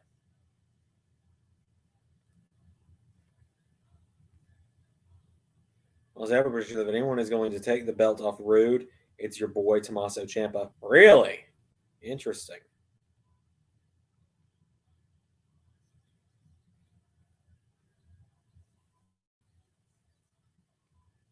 Hold up. I also saw that one.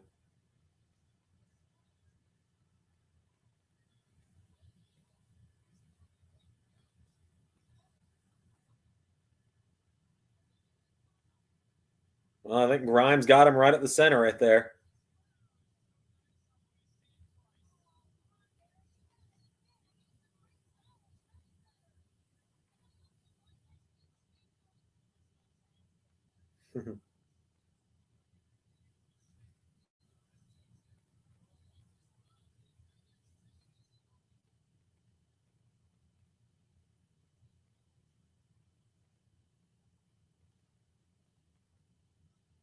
I gotta check something here because I'm genuinely curious.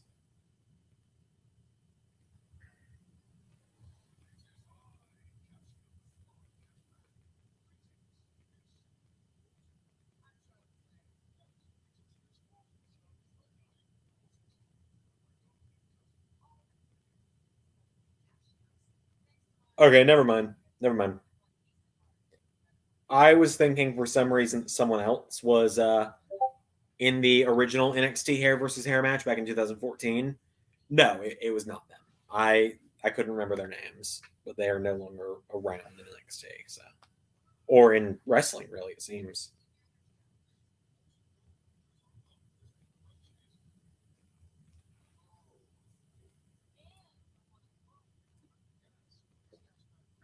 Oh, right. I need to go check the oven. I'm not bringing you guys on the field trip with me this time because I'm literally only going to be on for like 20 seconds.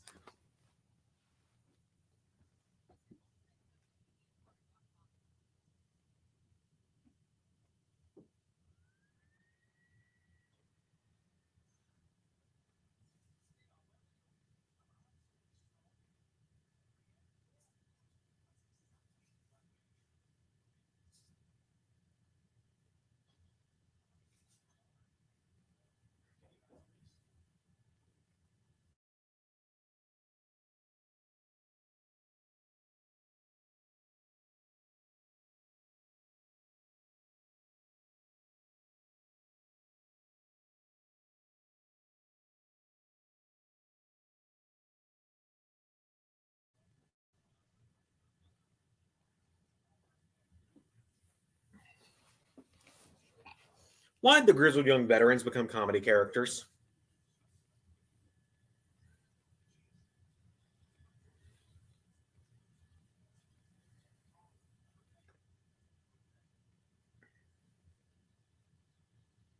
It just makes me sad because I love GYV.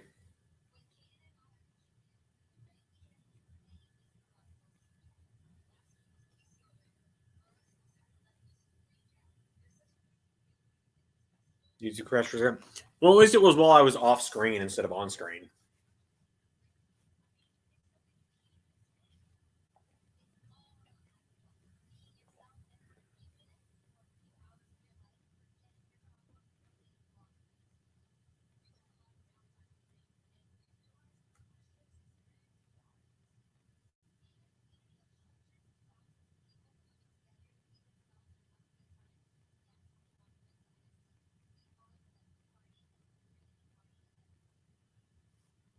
So is their tag team name now Life of the Party, Casey Catanzaro and Caden Carter?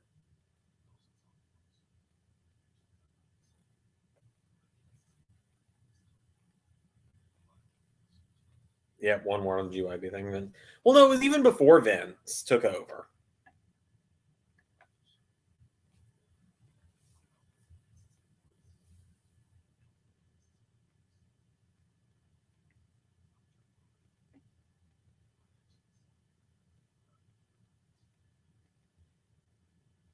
Draco Anthony, huh? That's a Vince McMahon. That's a Vince name for you.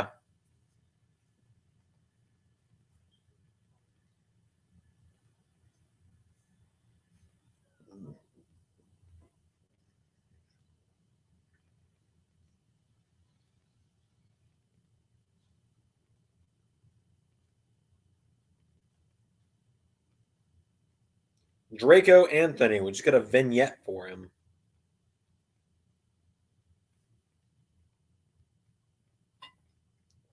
Fuck me. Why are they doing an NXT special? I'm not watching along to that one.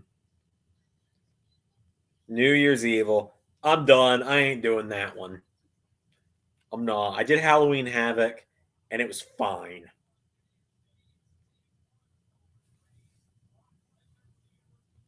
By the way, for those curious, I got my booster shot on Thursday, and I personally think everyone should get vaccinated if they can.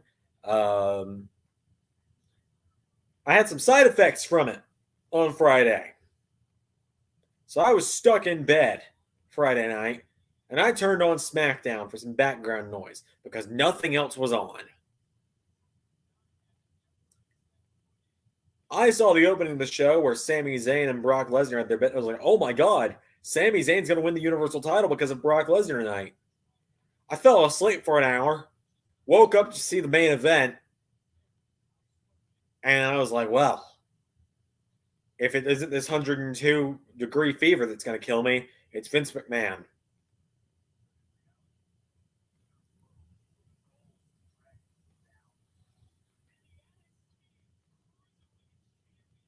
New Year's Evil is worse. Day one at least makes sense because it's on day one of the new year.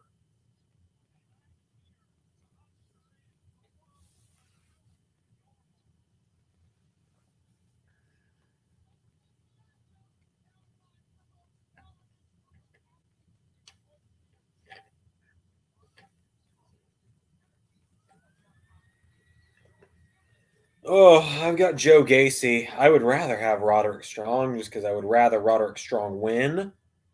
But, I went with my head on this one. And that, I mean, Quizmaster's a dumbass. Cannot believe we've already been at this for an hour and a half. Fortunately, there's only 2 matches left. I'm really hoping this is a short one because I just don't care about Joe Gacy. Oh, excuse me. I'm going to play Pokemon Shuffle now. That's more interesting than this.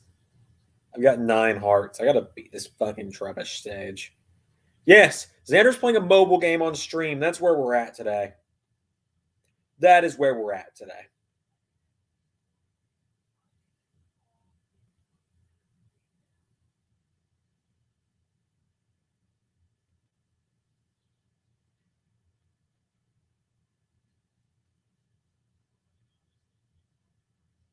Hmm.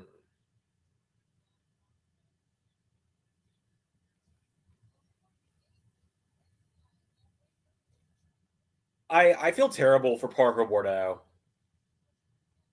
You had a guy that Paul Heyman was saying this is the next Brock Lesnar, and you turned him into the next Festus.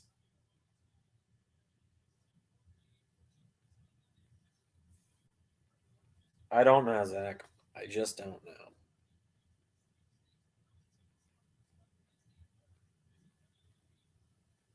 I wish I knew, friend. I wish I knew.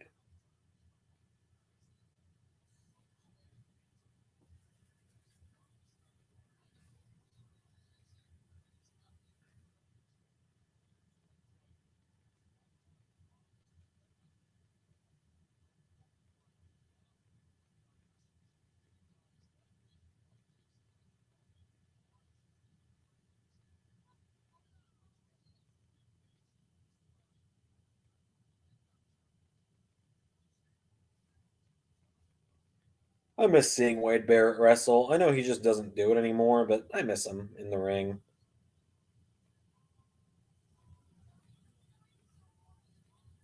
Who's that guy's name that's the next Festus? Harland is what they're calling him, but his real name is Parker Bordeaux. Because why get the name value of a guy that I think played football? Who already has a wrestler name?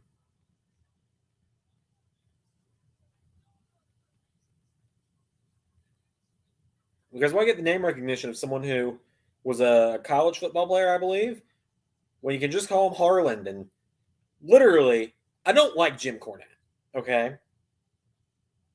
I don't like Jim Cornette.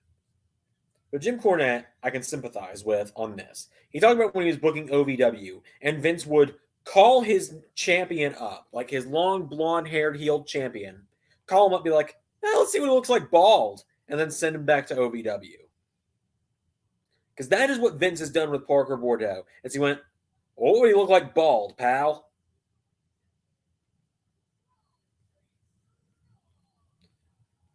And then as New Year's Day, maybe I thought they were New Year's resolution. They're not. They don't do the whole bringing back old stuff anymore. We all know this. Because if they bring back old stuff, then Vince has to admit that he's aging. If Vince has to admit he's aging, he has to admit that the world's moving on without him. And he refuses to do that.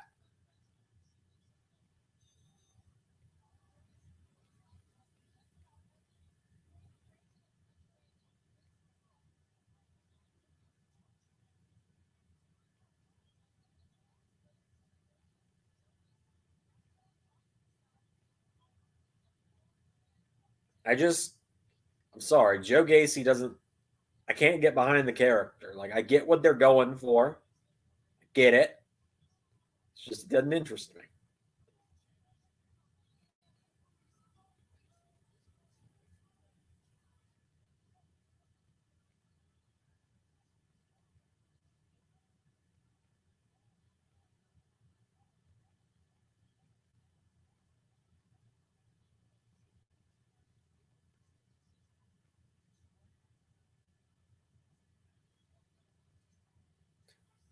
So, Roderick Strong, huh? Well, that makes me think, actually.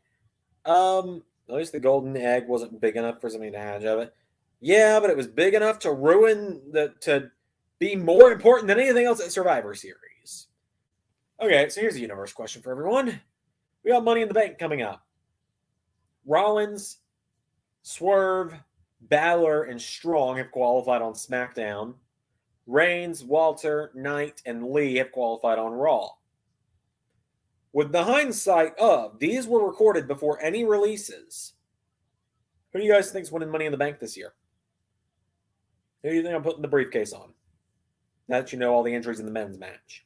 Women's match gets rounded out tomorrow, so.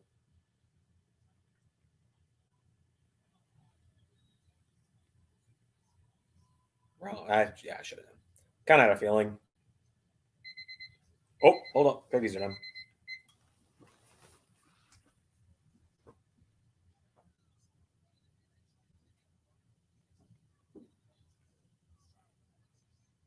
I think they're done. At least we're about to find out.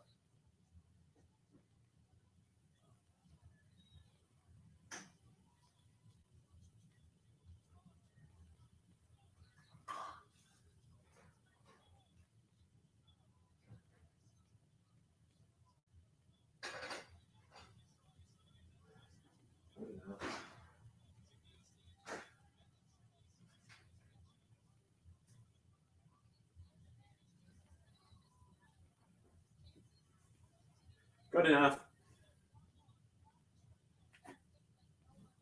Oh yeah, probably got packaging. I haven't opened it yet. You guys want to find out what I got in the mail? Because I don't remember. I know I haven't ordered anything that I can't show on camera, so at least if it is something I can't show on camera, the people who it would be for wouldn't see it because they don't watch this channel. So, oh right, these. I got these. One for me, one for my girlfriend. Forgot I ordered these because I ordered them in like July, and they just came in, so that's cool. One of those is hers. That one can go up there because it's mine. I'll put that with the other Pokemon later.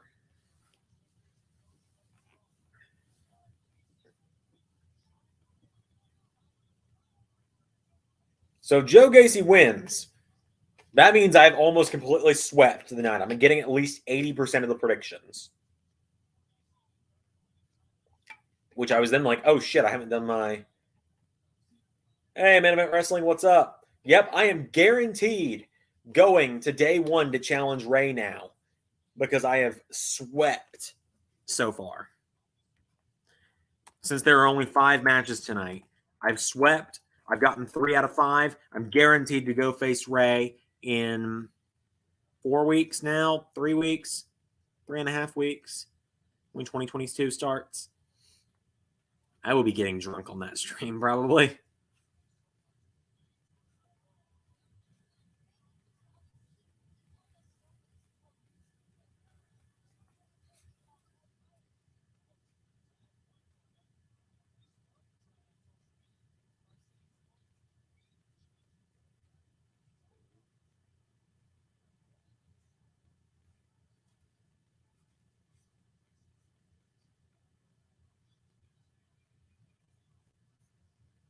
Hang on, I'm checking something here.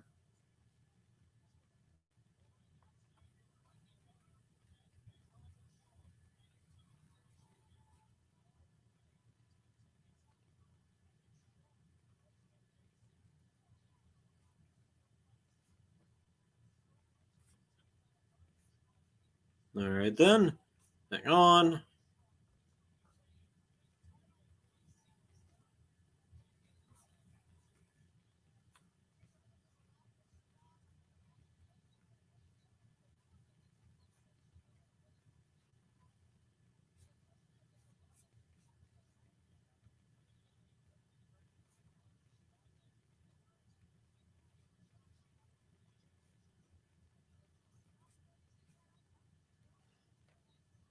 Sorry, I got an important thing on my computer I forgot to do today, so I was having to do that real quick.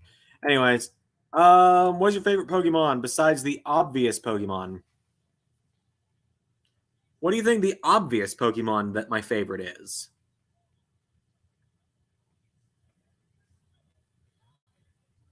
Because that'll affect my answer. Because what do you think my obvious favorite is?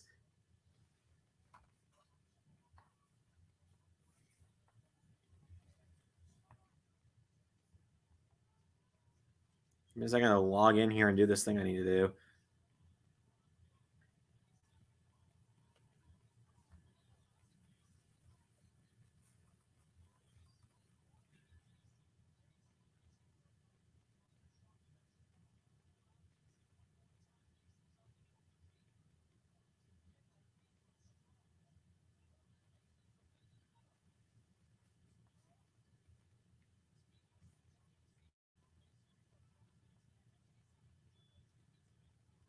There we go.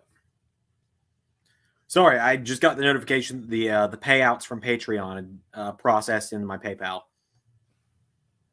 Oh, Pikachu, Charizard. So like the well-known Pokemon. So my actual favorite Pokemon is Squirtle. But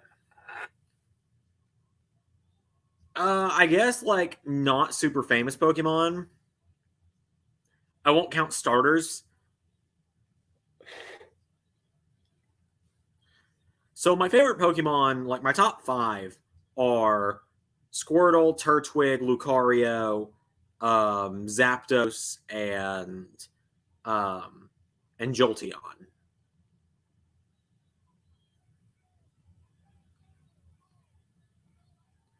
But some other ones that like aren't super well known. I really, really love Gastrodon from Generation 4. The blue Gastrodon is one of my favorite Pokemon. Oh dear God.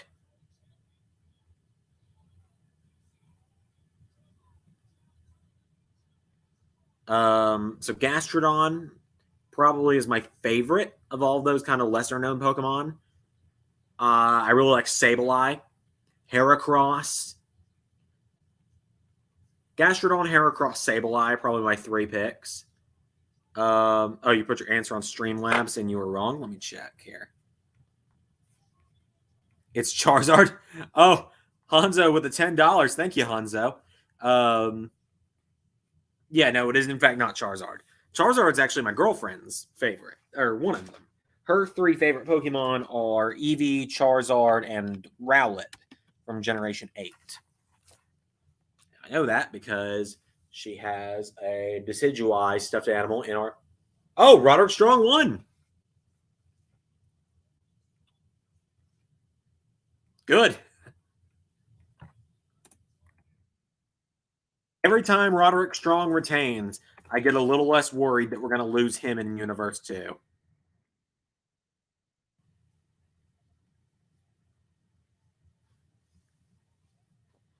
So, here's my next Universe question. Out of the NXT roster, because they are all about to come to Raw and SmackDown in 6-ish weeks, who do you all think... actually, in about 8 weeks, excuse me. Who do you guys think out of the NXT stars is going to be the first to win the WWE or World Heavyweight Championship?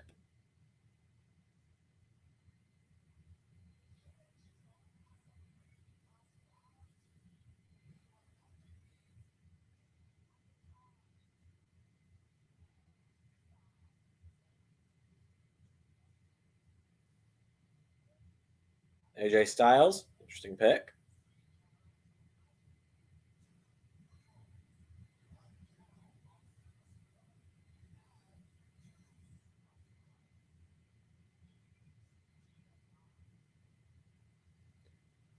What the fuck is this?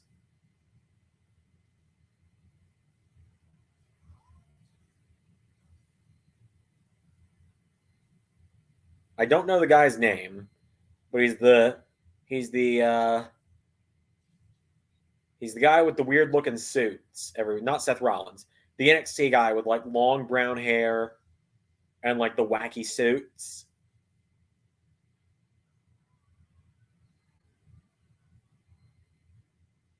This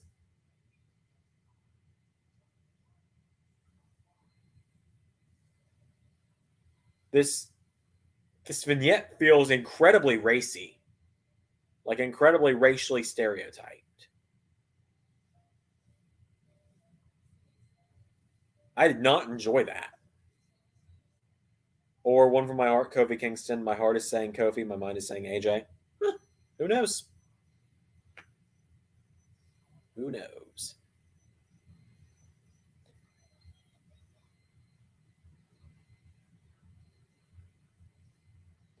I gotta tell you guys, I'm so excited for the Fatal 4-Way we got coming up at Money in the Bank.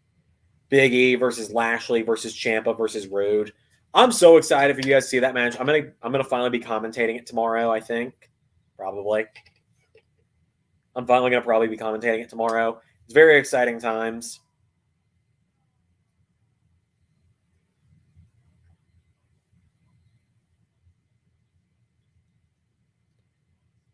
Oh joy, Miz TV with Edge. I think they're trying to make me not tune in tomorrow.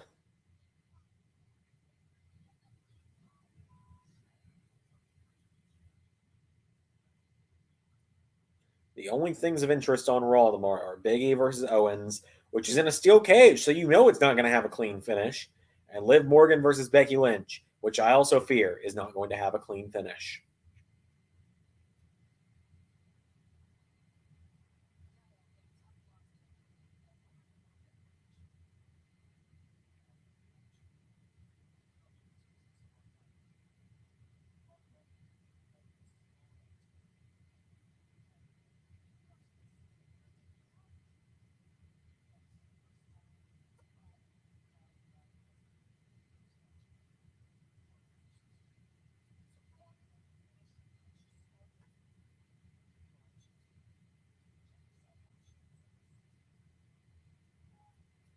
Kyle O'Reilly and Von Wagner on Tuesday in a steel cage. That'll be it for Kyle, I'm sure.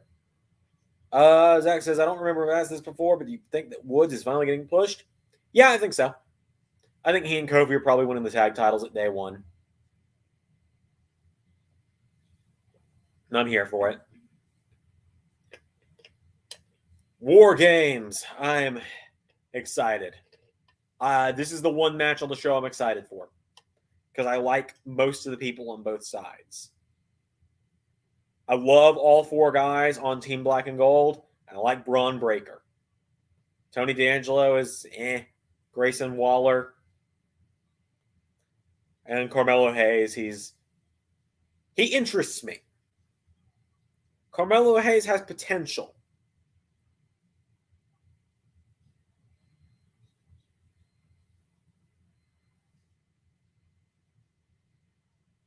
Carmelo Hayes has potential. I need to see more of him before I need to see more of him before I'm ready to say whether I like him or not.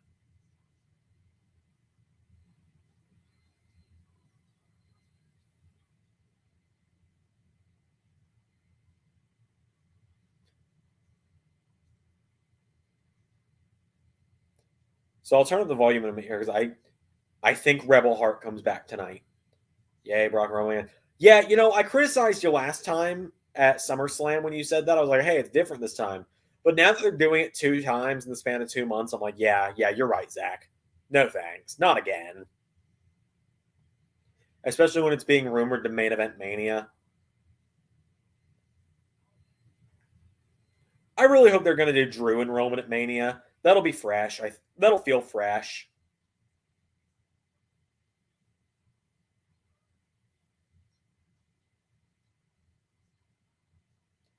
You down for Punk MJF? Absolutely. I'm very excited for it. I think MJF should be the first one to beat Punk in AEW. My head says that. Or really, it's more my heart says that. My head says that they're not going to do it. Oh, yes. WWE 2K20. That's what you want to be. That's what you want to be saying. Yeah, I was in a video game about. Also, LA Knight's not in the game, so that kind of.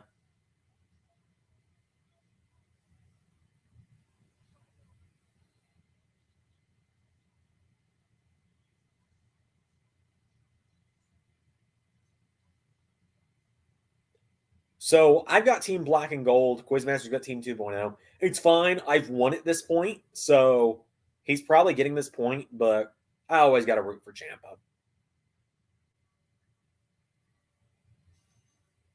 All right, I'm turning the volume up just enough to hear if Rebel Heart plays.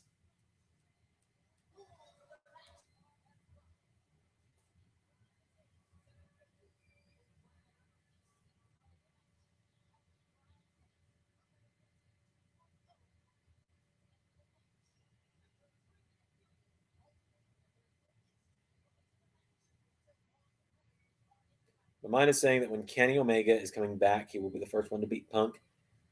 See, I really think it should be MJF cheating to beat CM Punk. But I just, Punk's probably going to beat him at, I don't know if they're going to hold off till Revolution or Double or Nothing or whatever the next pay-per-view is.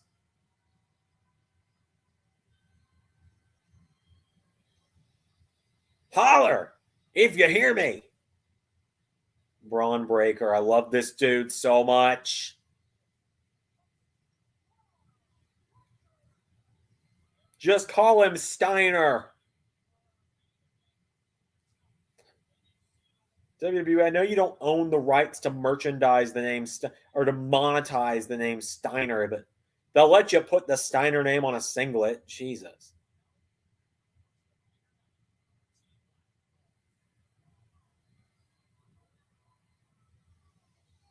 I just don't get the appeal of Grayson Waller. I don't find him that interesting.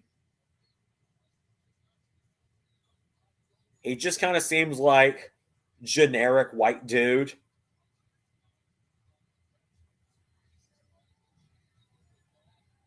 And then there's Tony D'Angelo. Forget about it.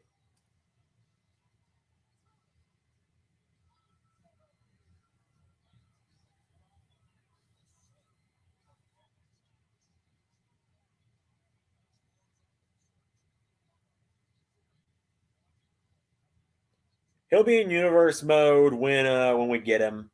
Kind of just when there's a good creative wrestler for him. So the thing with PC is there aren't many good creative wrestlers, like created wrestlers on the PC. Like we were very lucky to get Joseph Connors. But yeah, Braun Breaker, as soon as I get the ability to use him, I will be using him. I like Braun Breaker a lot. I know a lot of people are like, have him be the one to beat Roman Reigns in real life. I'm like, hey, you know what? Do it. Strap the rocket to him. So Carmelo Hayes is starting off.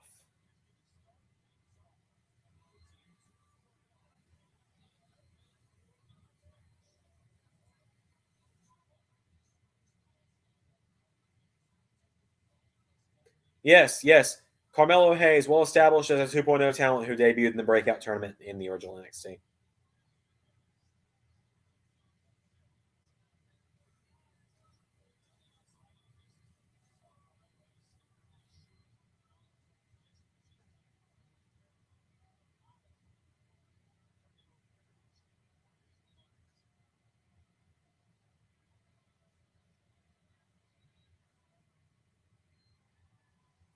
Here comes my guy. We share a theme song nowadays.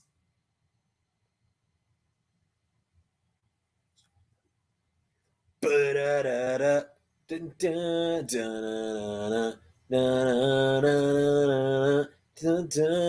one will survive.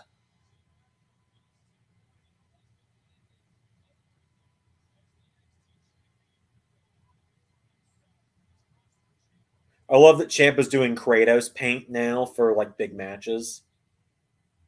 Love that so much. No one will survive. No one will survive. Obliterate all that redefines you.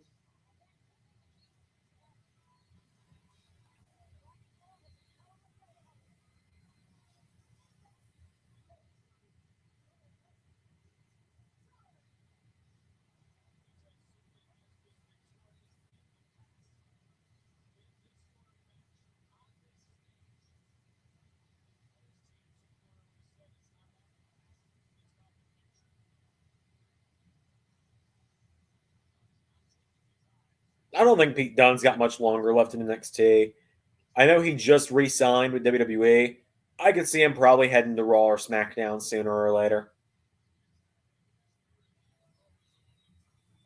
Yeah, Gargano's coming out last. He's coming out to Rebel Heart. I got no doubt.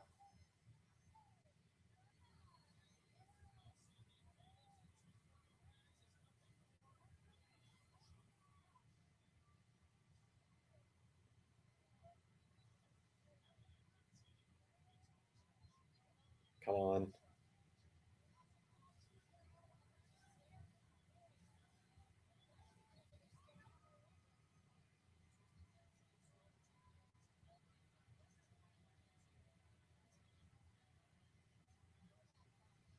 Yeah!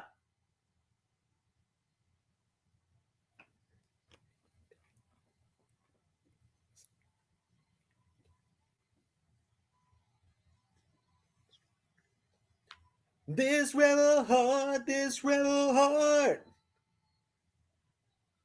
Finally. My God, his gear. It's a fusion of all of his past gears. He's got the Wolverine, the Punisher, Iron Man, Captain America, or Captain Marvel in there. The Flame from the Royal Rumble. Oh, this is so cool. Someone mod that in, please.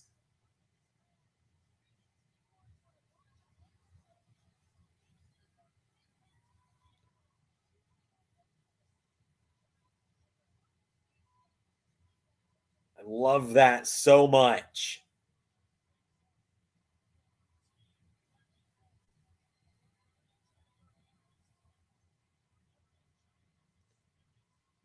The saddest part is this is it. This is it for Johnny in NXT tonight, isn't it?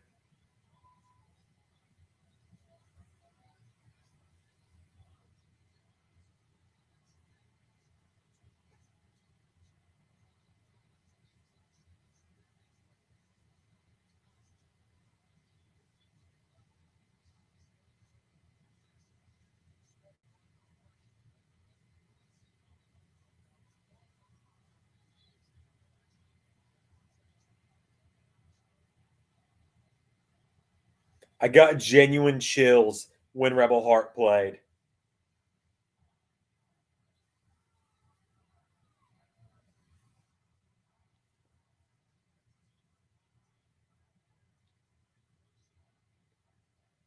The AEW Flaming Table spot. It was cool, I guess.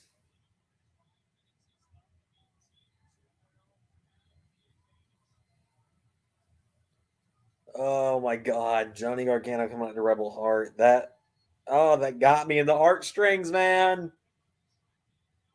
It's the fact that I know he's probably gone. I'm gonna miss him in NXT. I'm gonna miss Johnny Gargano. If he goes to Raw or SmackDown, I'm scared for him because he doesn't have the Vince McMahon look. And then that's the third fucking world champion that we've lost almost in a row as well.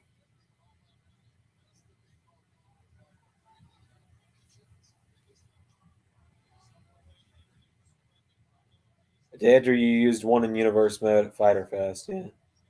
Yeah. Kind of funny how that works out. I forgot about that, honestly, because it's such a quick spot where it's like he lights it on fire and then Matthews knocks him back through it. Honestly, I forgot about that.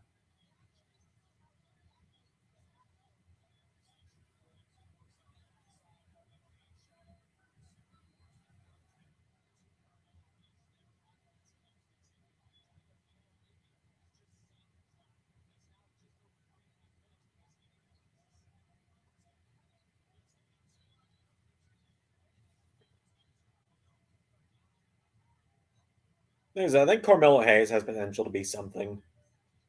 I just need to see a little more from him. I was saying he seemed pretty cool on first night of 2.0, but he's kind of cooled off a little bit since then.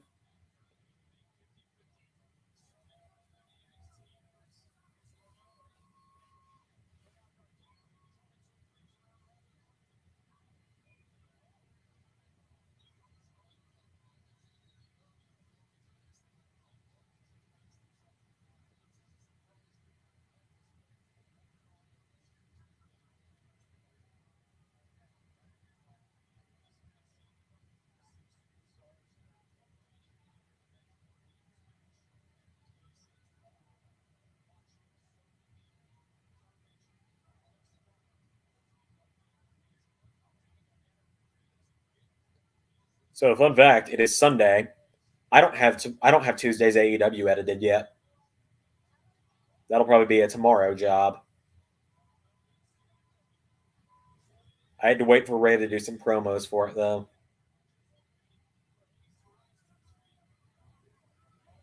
Especially for Universe mode, since you wanted Buddy to be champion on the other Universe mode. Double or Nothing, MJF versus Buddy is happening. Just got that feeling. Well, we'll see. Who knows?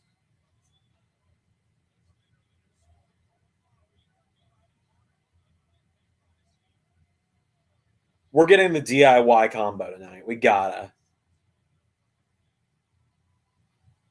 God, just the fusion of Gargano's gear is so cool.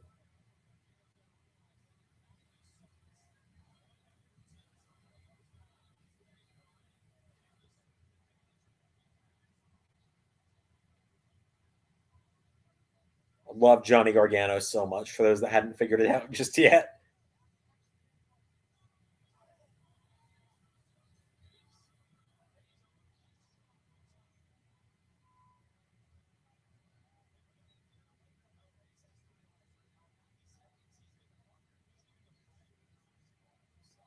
My guess is that probably Tony comes out next.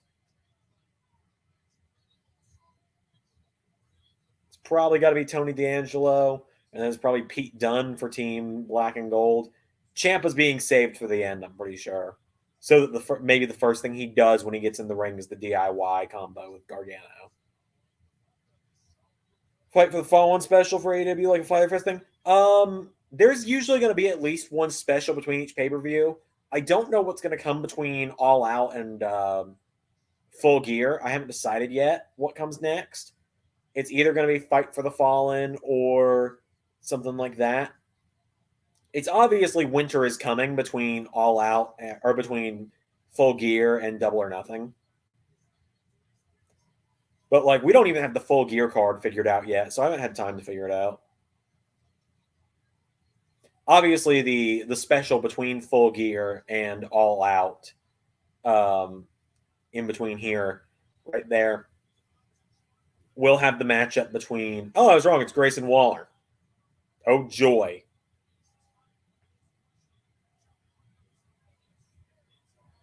Anyways,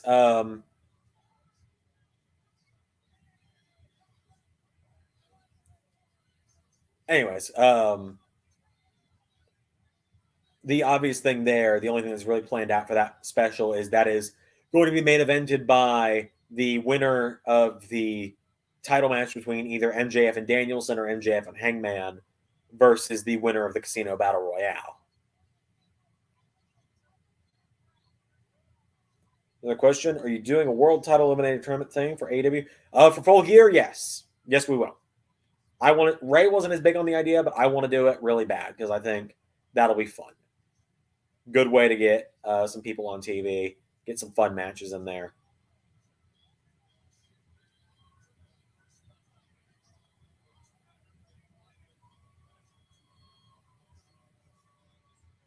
We got some fun stuff coming for AEW. I apologize for all that. I get bad muscle spasms sometimes. I just kind of twitch occasionally.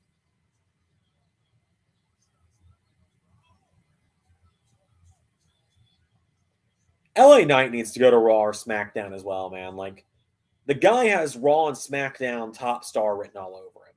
Can't wait for AEW on Tuesday. Yeah, it's going to be fun. Tomorrow's Raw is going to be fun as well. Riddle and Lashley main eventing. The final women's Money in the Bank slot's going to be filled. Oh, dickheads.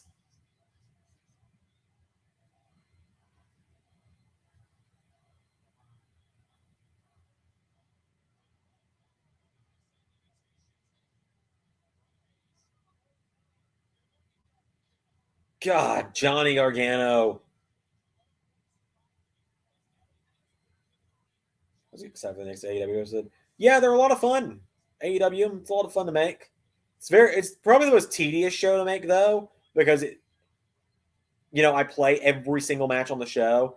Like ARW, I play every match on the show, but ARW is only like 4 or 5 matches a week. Um,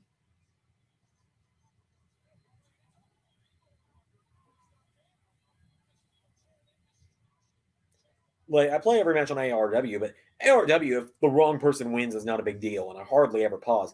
AEW, there's like 20 pauses an episode, usually a handful of restarts, probably a crash per episode. AEW episodes take like probably an hour and a half to record, and what you guys see is usually less than an hour.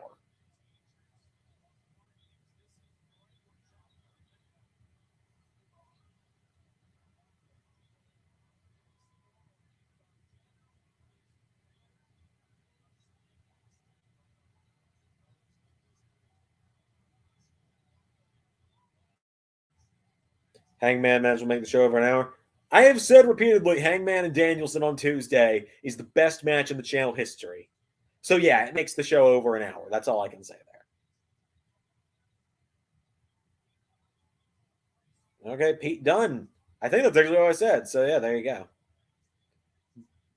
Braun and Ciampa are obviously the last two. Like they're gonna save them for last because the possible high spots. Oh yeah, man. Like I said, Tuesday you'll see why I said it's the best match in channel history. Ray hasn't seen it yet. We were talking about it earlier. It was like, is it better than Dunn and Cesaro at Takeover Philadelphia? I think it was. Yeah, it's better than that.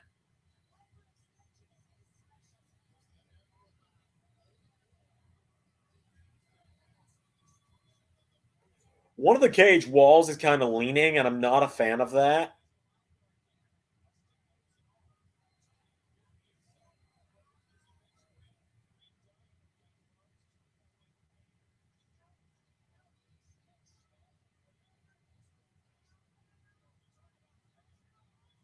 God, Pete Dunne.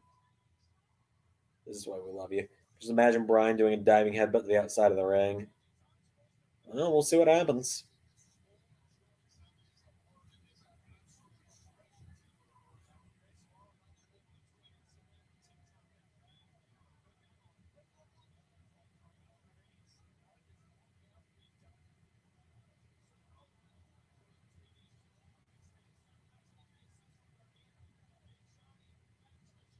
Gargano and Dunn working together. This is something I didn't think I'd say.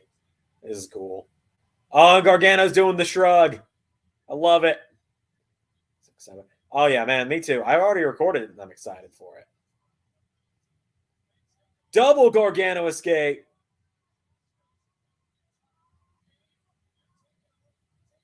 I love this so much.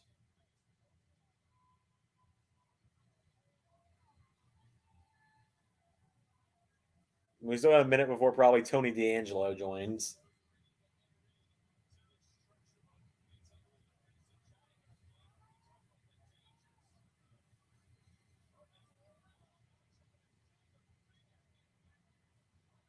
This is great. I'm enjoying this match so much.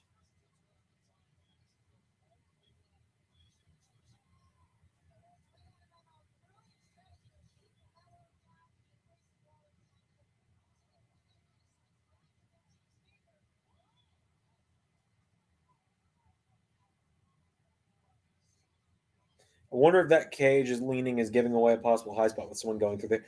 Well, here's the thing. It's the cage wall facing towards the crowd. If that cage wall falls, it's falling onto a couple, like a few dozen people, and that's a lawsuit they can't afford.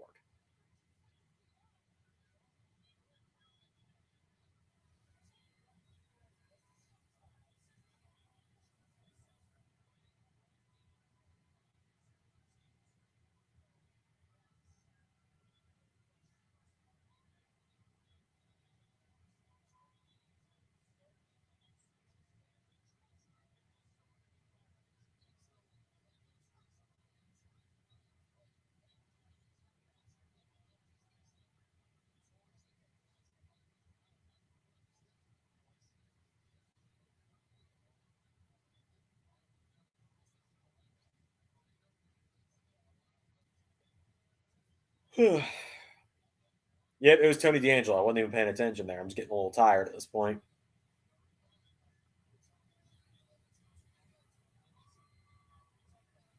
Oh, Trick Williams, you're just kind of there, aren't you?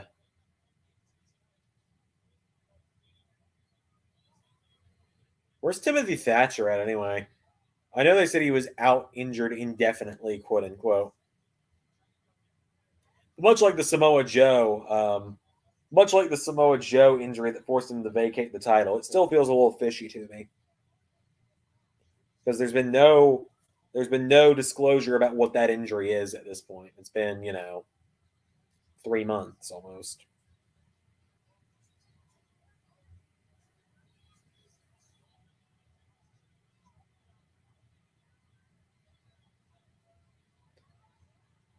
What kind of name is? Oh my God, it's Dexter Loomis. What kind of name is Von Wagner and Braun Breaker? Is what I was about to say.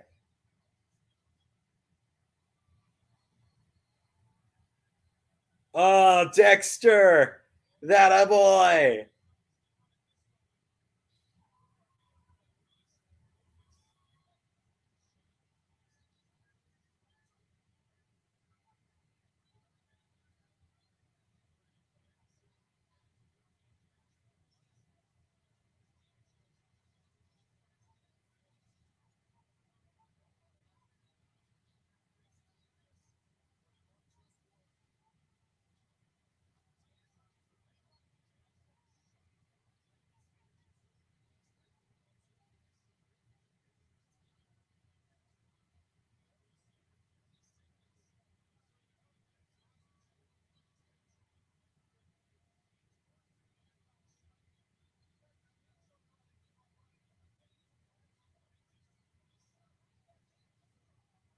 Joe might quit and go back to Impact. He might go to Impact, might go to AEW. Who knows? I wouldn't blame him if he quit.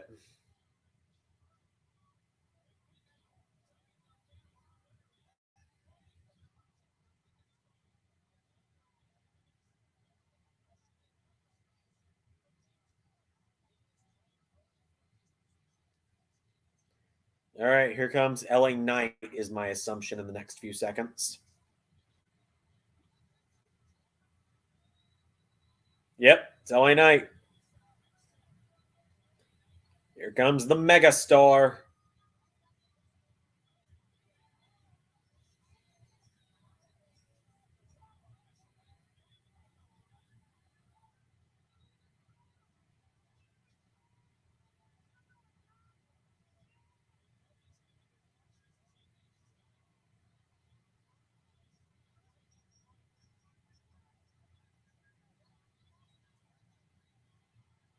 So Team 2.0 has chained the gate closed. So a funny video saying that in NXT, Triple H is rolling in the grave and he's not even dead yet. Yeah, LA Knight is climbing the cage at this point, having to get in because Team 2.0 chained the door shut for those not watching. So now LA Knight has climbed in. He's in the match now. And LA Knight is pretty much doing a hot tag. A face LA Knight is not something I had on my 2021 bucket list. But here we are.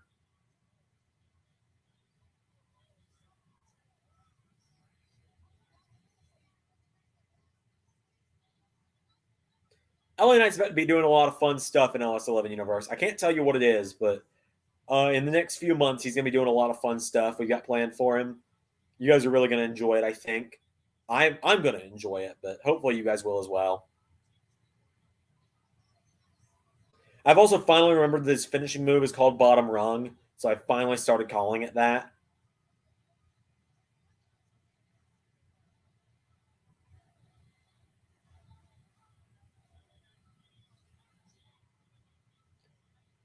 Yeah, face LA Knight is weird. It'd be like a face MJF for me.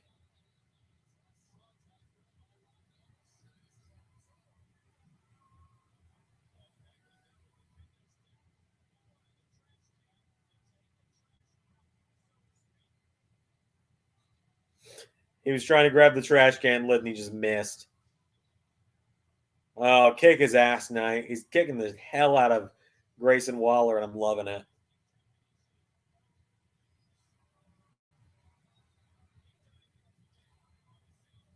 Get fucked, Waller.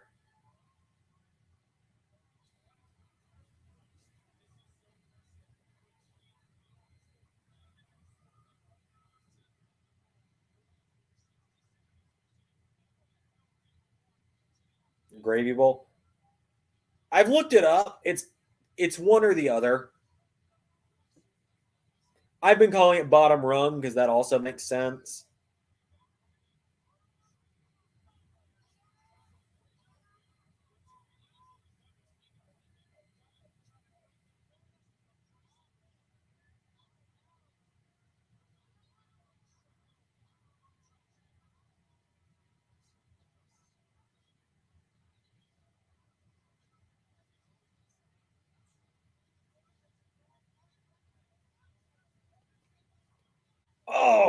Oh God, done. He's whipping the fingers with the kendo stick. Oh God. Oh, Jesus, done. He's putting the kendo stick in his ear.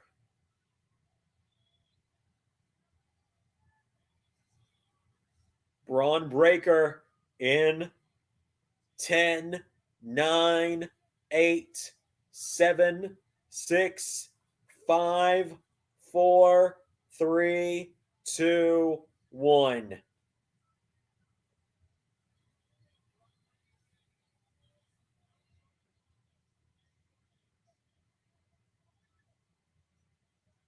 Yeah, you're thinking it's TNA finisher. Bottom Rung is the jumping face buster. Like where he grabs them and just slams them. Miz used to do the move as well. But like LA Knight jumps when he does it. Gravy Bowl is his white noise air raid crash move. Here comes Braun Breaker. Now, the thing about Braun Breaker is he's a genetic freak. He is not normal. I've told Ray 1,000 times we need to do a show called WWE Sacrifice. It needs to be main evented by Braun Breaker versus Samoa Joe versus Chad Gable for the World Championship. I've said it 1,000 times, and he keeps saying, no. I don't know why. It sounds like money, right? And we let Braun Breaker cut a promo about how there's a 33.3% chance and all that.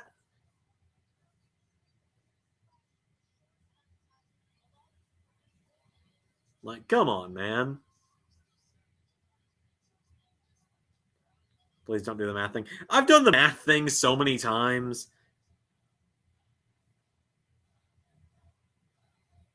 Keep in mind, I did the math thing at Vengeance when Samoa Joe won the triple threat match. with LA Knight and Mustafa Ali.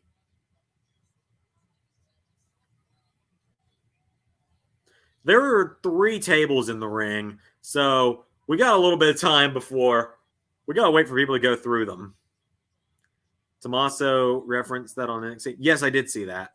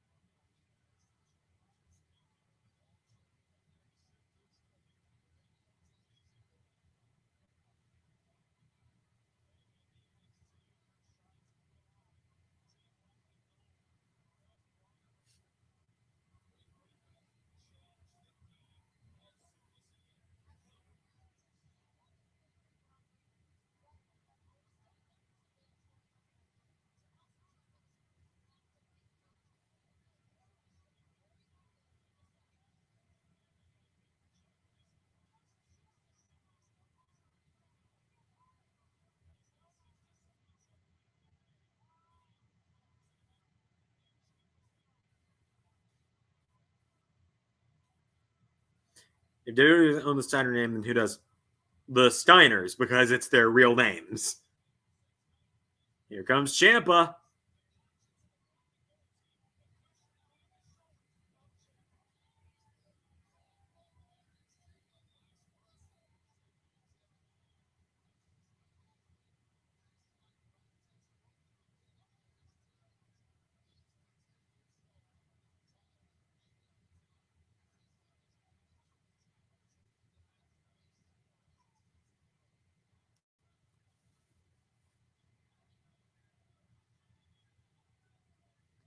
Man, they're chanting Psycho Killer. I heard Ciampa called that in like 5 years. Not 5 years, like 3 years, I guess. Probably is more likely. Not since the Gargano feud in 2018. Since the This Is My Moment.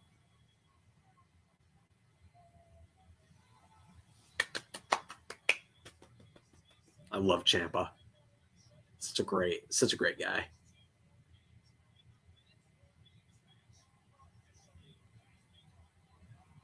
War Games have begun.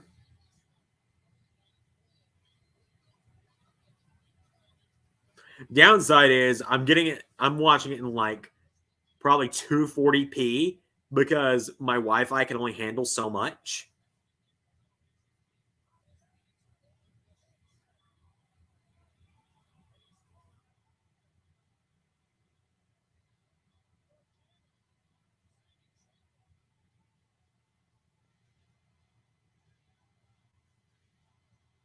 Oh my god, Gargano giving Ciampa a crutch.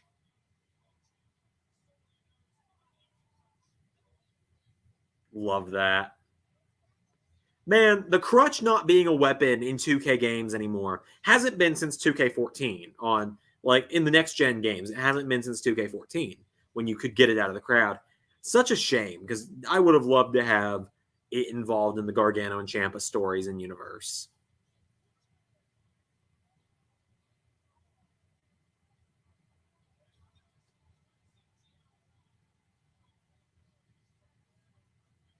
So the last 2 Rumbles, a legend is challenged for a title. I wonder who will be the legend this year and what title. I'm guessing Shawn Michaels for the IC title.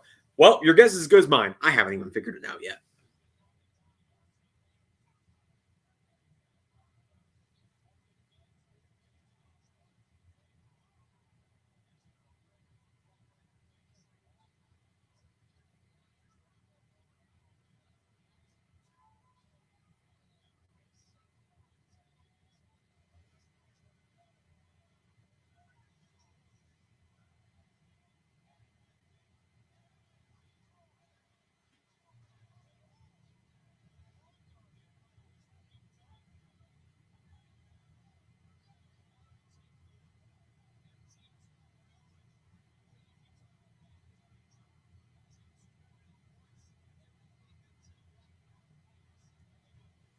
Yeah, no, I generally don't know who it's going to be. I think we're going to probably continue that gimmick of a legend challenging for a title at the Rumble. It just kind of feels right. Who knows? It accidentally became a gimmick, honestly. It wasn't supposed to be Trish challenging at the Rumble. Like, that wasn't supposed to happen. Then Mickie James got released. Or maybe for the memes, Great Khali. No, there's another part of the universe that he would show up in, if anywhere. And it'll all make sense in a couple weeks, what I'm talking about. Just wait for a certain announcement in a few weeks.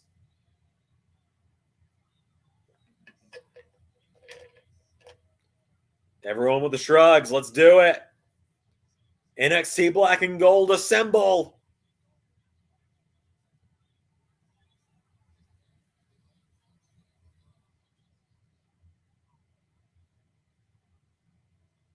Good God. LA Knight just yeeted Grayson Waller.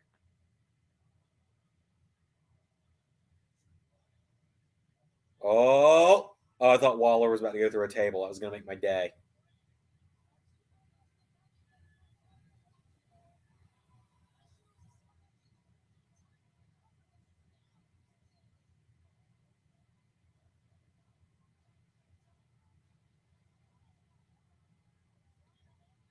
I'm loving this match so much.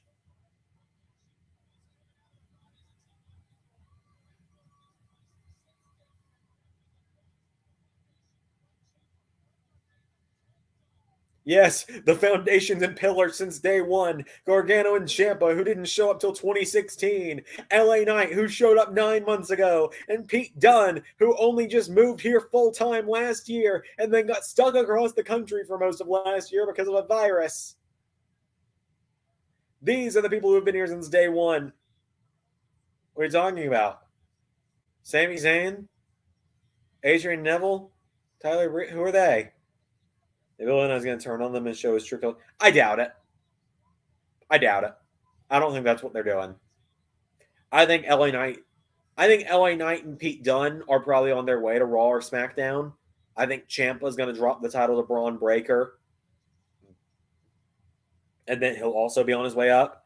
And tonight is either Johnny's last night in WWE or he's also going up. I think all four of these guys don't have long left on the NXT roster. This version of NXT has no place for any of them, unfortunately.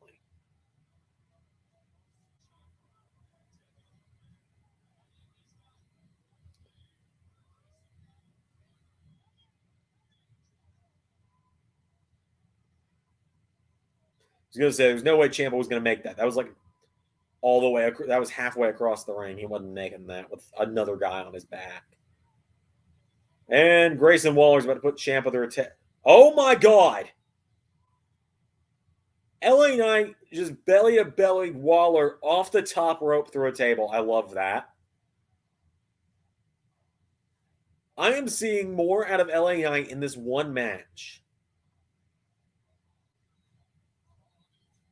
No place for actual trained wrestlers. They're trying to develop new guys, but like they're trying to develop them live on national TV under a brand that was known for something else is the main issue. If this were another show, if this weren't called NXT, we'd all just be like, all right, it's a developmental show. But NXT's grown so much over the last 7 years that it doesn't feel like it's supposed to be developmental anymore. It became this super indie, is what it was.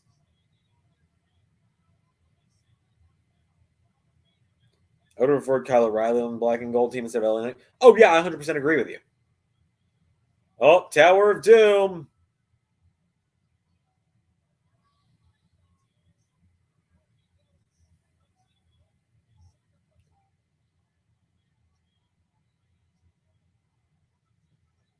Okay, so it's not called the bottom rung or the gravy bowl. It's apparently called the BLT.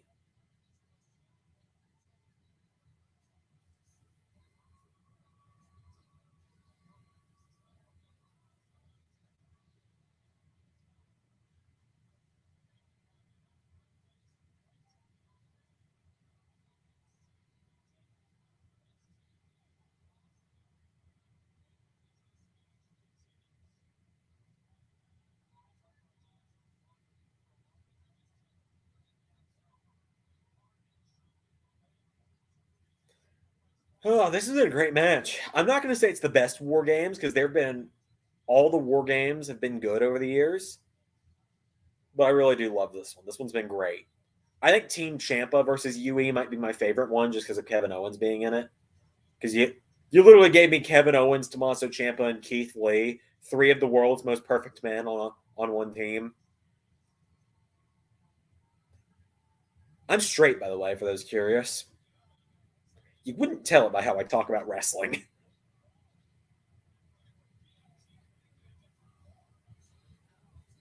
Or it's BFT, not BLT.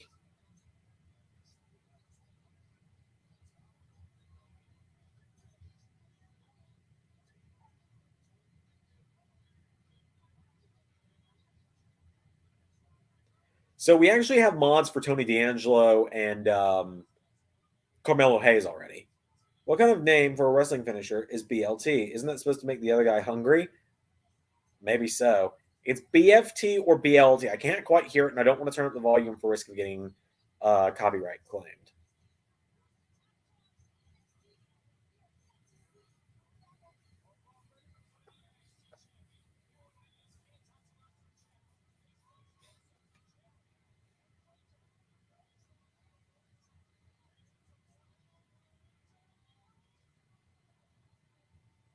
Ow. Hey, they're making stars out of these four guys tonight. Braun Breaker, Tony D'Angelo, Carmelo Hayes, and Grayson Waller. Maybe not the last one. They're going to be they're really making them set up as stars for the future now. This is how you do it. Is you have them put on barn burners like this.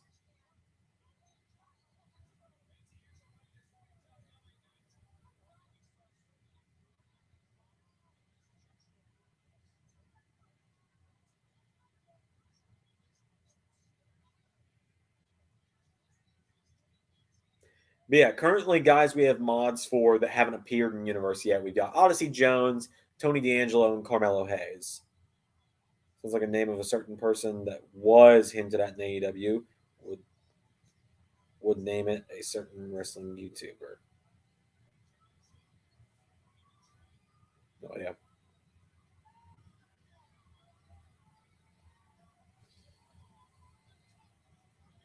Ow.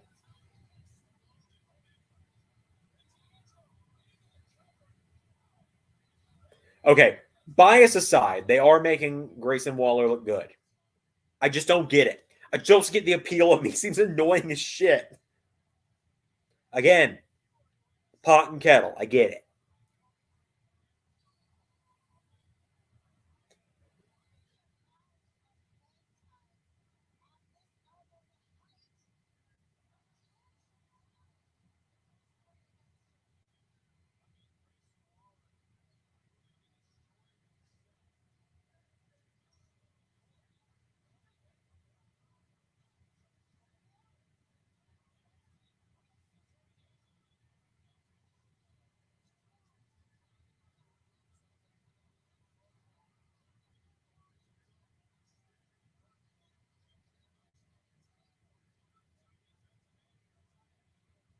BLT sounds like a move Grim would do. Yeah, yeah, it really does. I haven't watched him in like 5 years, 6 years almost. Not since 2017, so 4 years, I guess. I stopped at about the time I stopped doing Universe, so.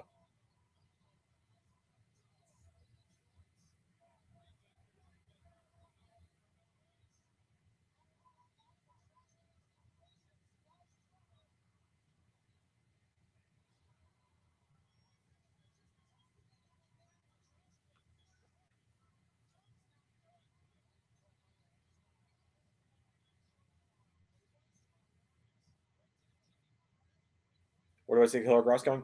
So I've heard he burned some bridges with Impact. So I don't know. I don't think he's going to go to AEW personally. I just don't see it. Oh, D'Angelo just removed Dunn's mouth guard.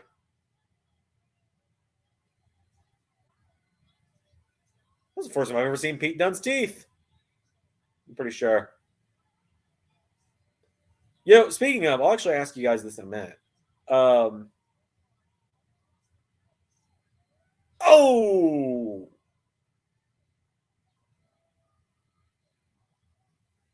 ow. Um,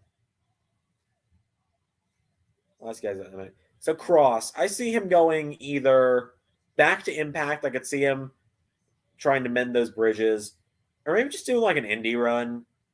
Maybe NWA. He doesn't fit the AEW style in my opinion. My thought is D'Angelo was just using a crowbar. There's a mod that replaces. I want to say it's the baseball bat with a crowbar. I'm kind of considering doing that. It's either the baseball bat or the sledgehammer. I know it replaces one with it replaces one with a lead pipe and one with a crowbar. I think I might install that mod just because I think it'll make it a hardcore match cooler. Plus, the sledgehammer is really only useful for one person, and he hasn't wrestled yet. And spoilers, won't be in the 2K. Excuse me. Won't be wrestling as long as we're on 2K19 at the very least. Maybe later on, who knows? But there's currently no plans until we're on out of 2K19. Oh, here we go. The DIY strike.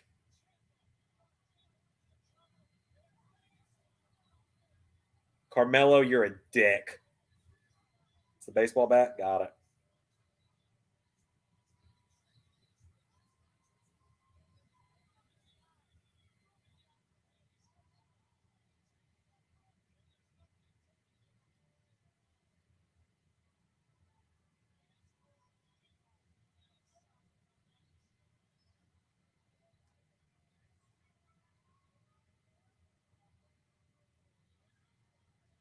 Oh!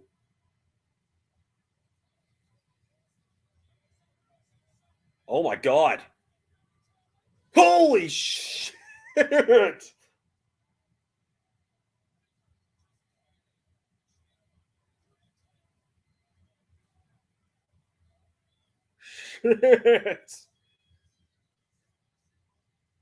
So there's a mod that proposes a chair with a barbed wire chair and a table with a barbed wire board as well. Yeah, those I won't do just because that's not the kind of style we do. But the lead pipe and the crowbar, hold on. It's over. Braun pinned Ciampa. Black and gold loses. I knew they were going to. So the final scores is Zander 3, Quizmaster 2. Thank God I didn't accidentally pick. Thank God I didn't pick the other team in War Games for the women's match, like I was considering. So, Team 2.0 won, which I think we kind of all saw coming. It makes sense. Braun Breaker probably going to win the NXT title at New Year's Evil.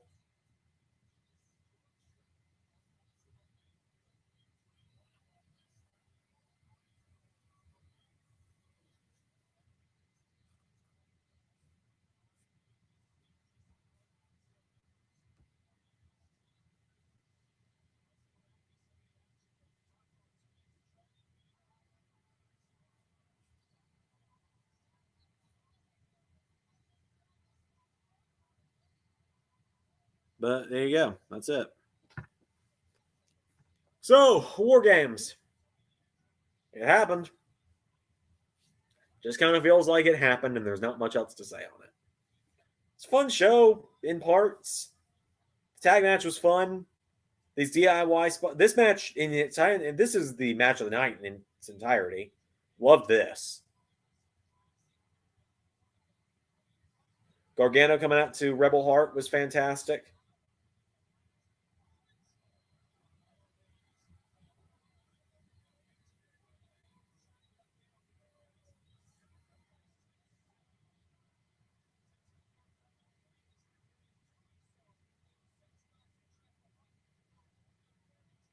MLW. Yeah, I didn't even think about MLW.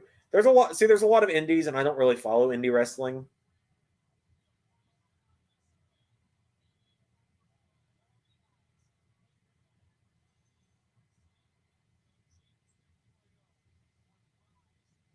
So Team 2.0 wins.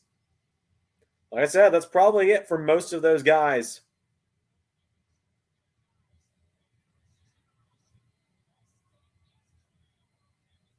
Hold on, copyright logo.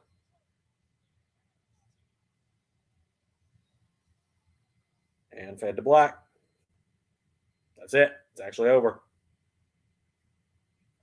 So I don't have much else to say on it. It was a fun show for the most part. The women's war game match, I was not that invested in. Gacy versus Strong, I wasn't that invested in. So the tag title match and this match were the two matches I was really most invested in. They were a lot of fun. Those two matches delivered. The other three just weren't that big for me. I still don't like Grayson Waller. I just find him annoying. Everyone else in that match, though, I liked it. It was a good match. Everyone looked good. I'll be interested to see where Johnny Gargano is on the night of Winter is Coming. Next week after, whenever it is. Rest assured, if Johnny Gargano is out of WWE, we have plans. You'll never see it coming, though. But thanks for watching tonight, everyone. I'll see all of you soon. Ray, I'll see you at day 1. I've been Zander. That was a live stream. Take care, everyone. Enjoy Universe this week.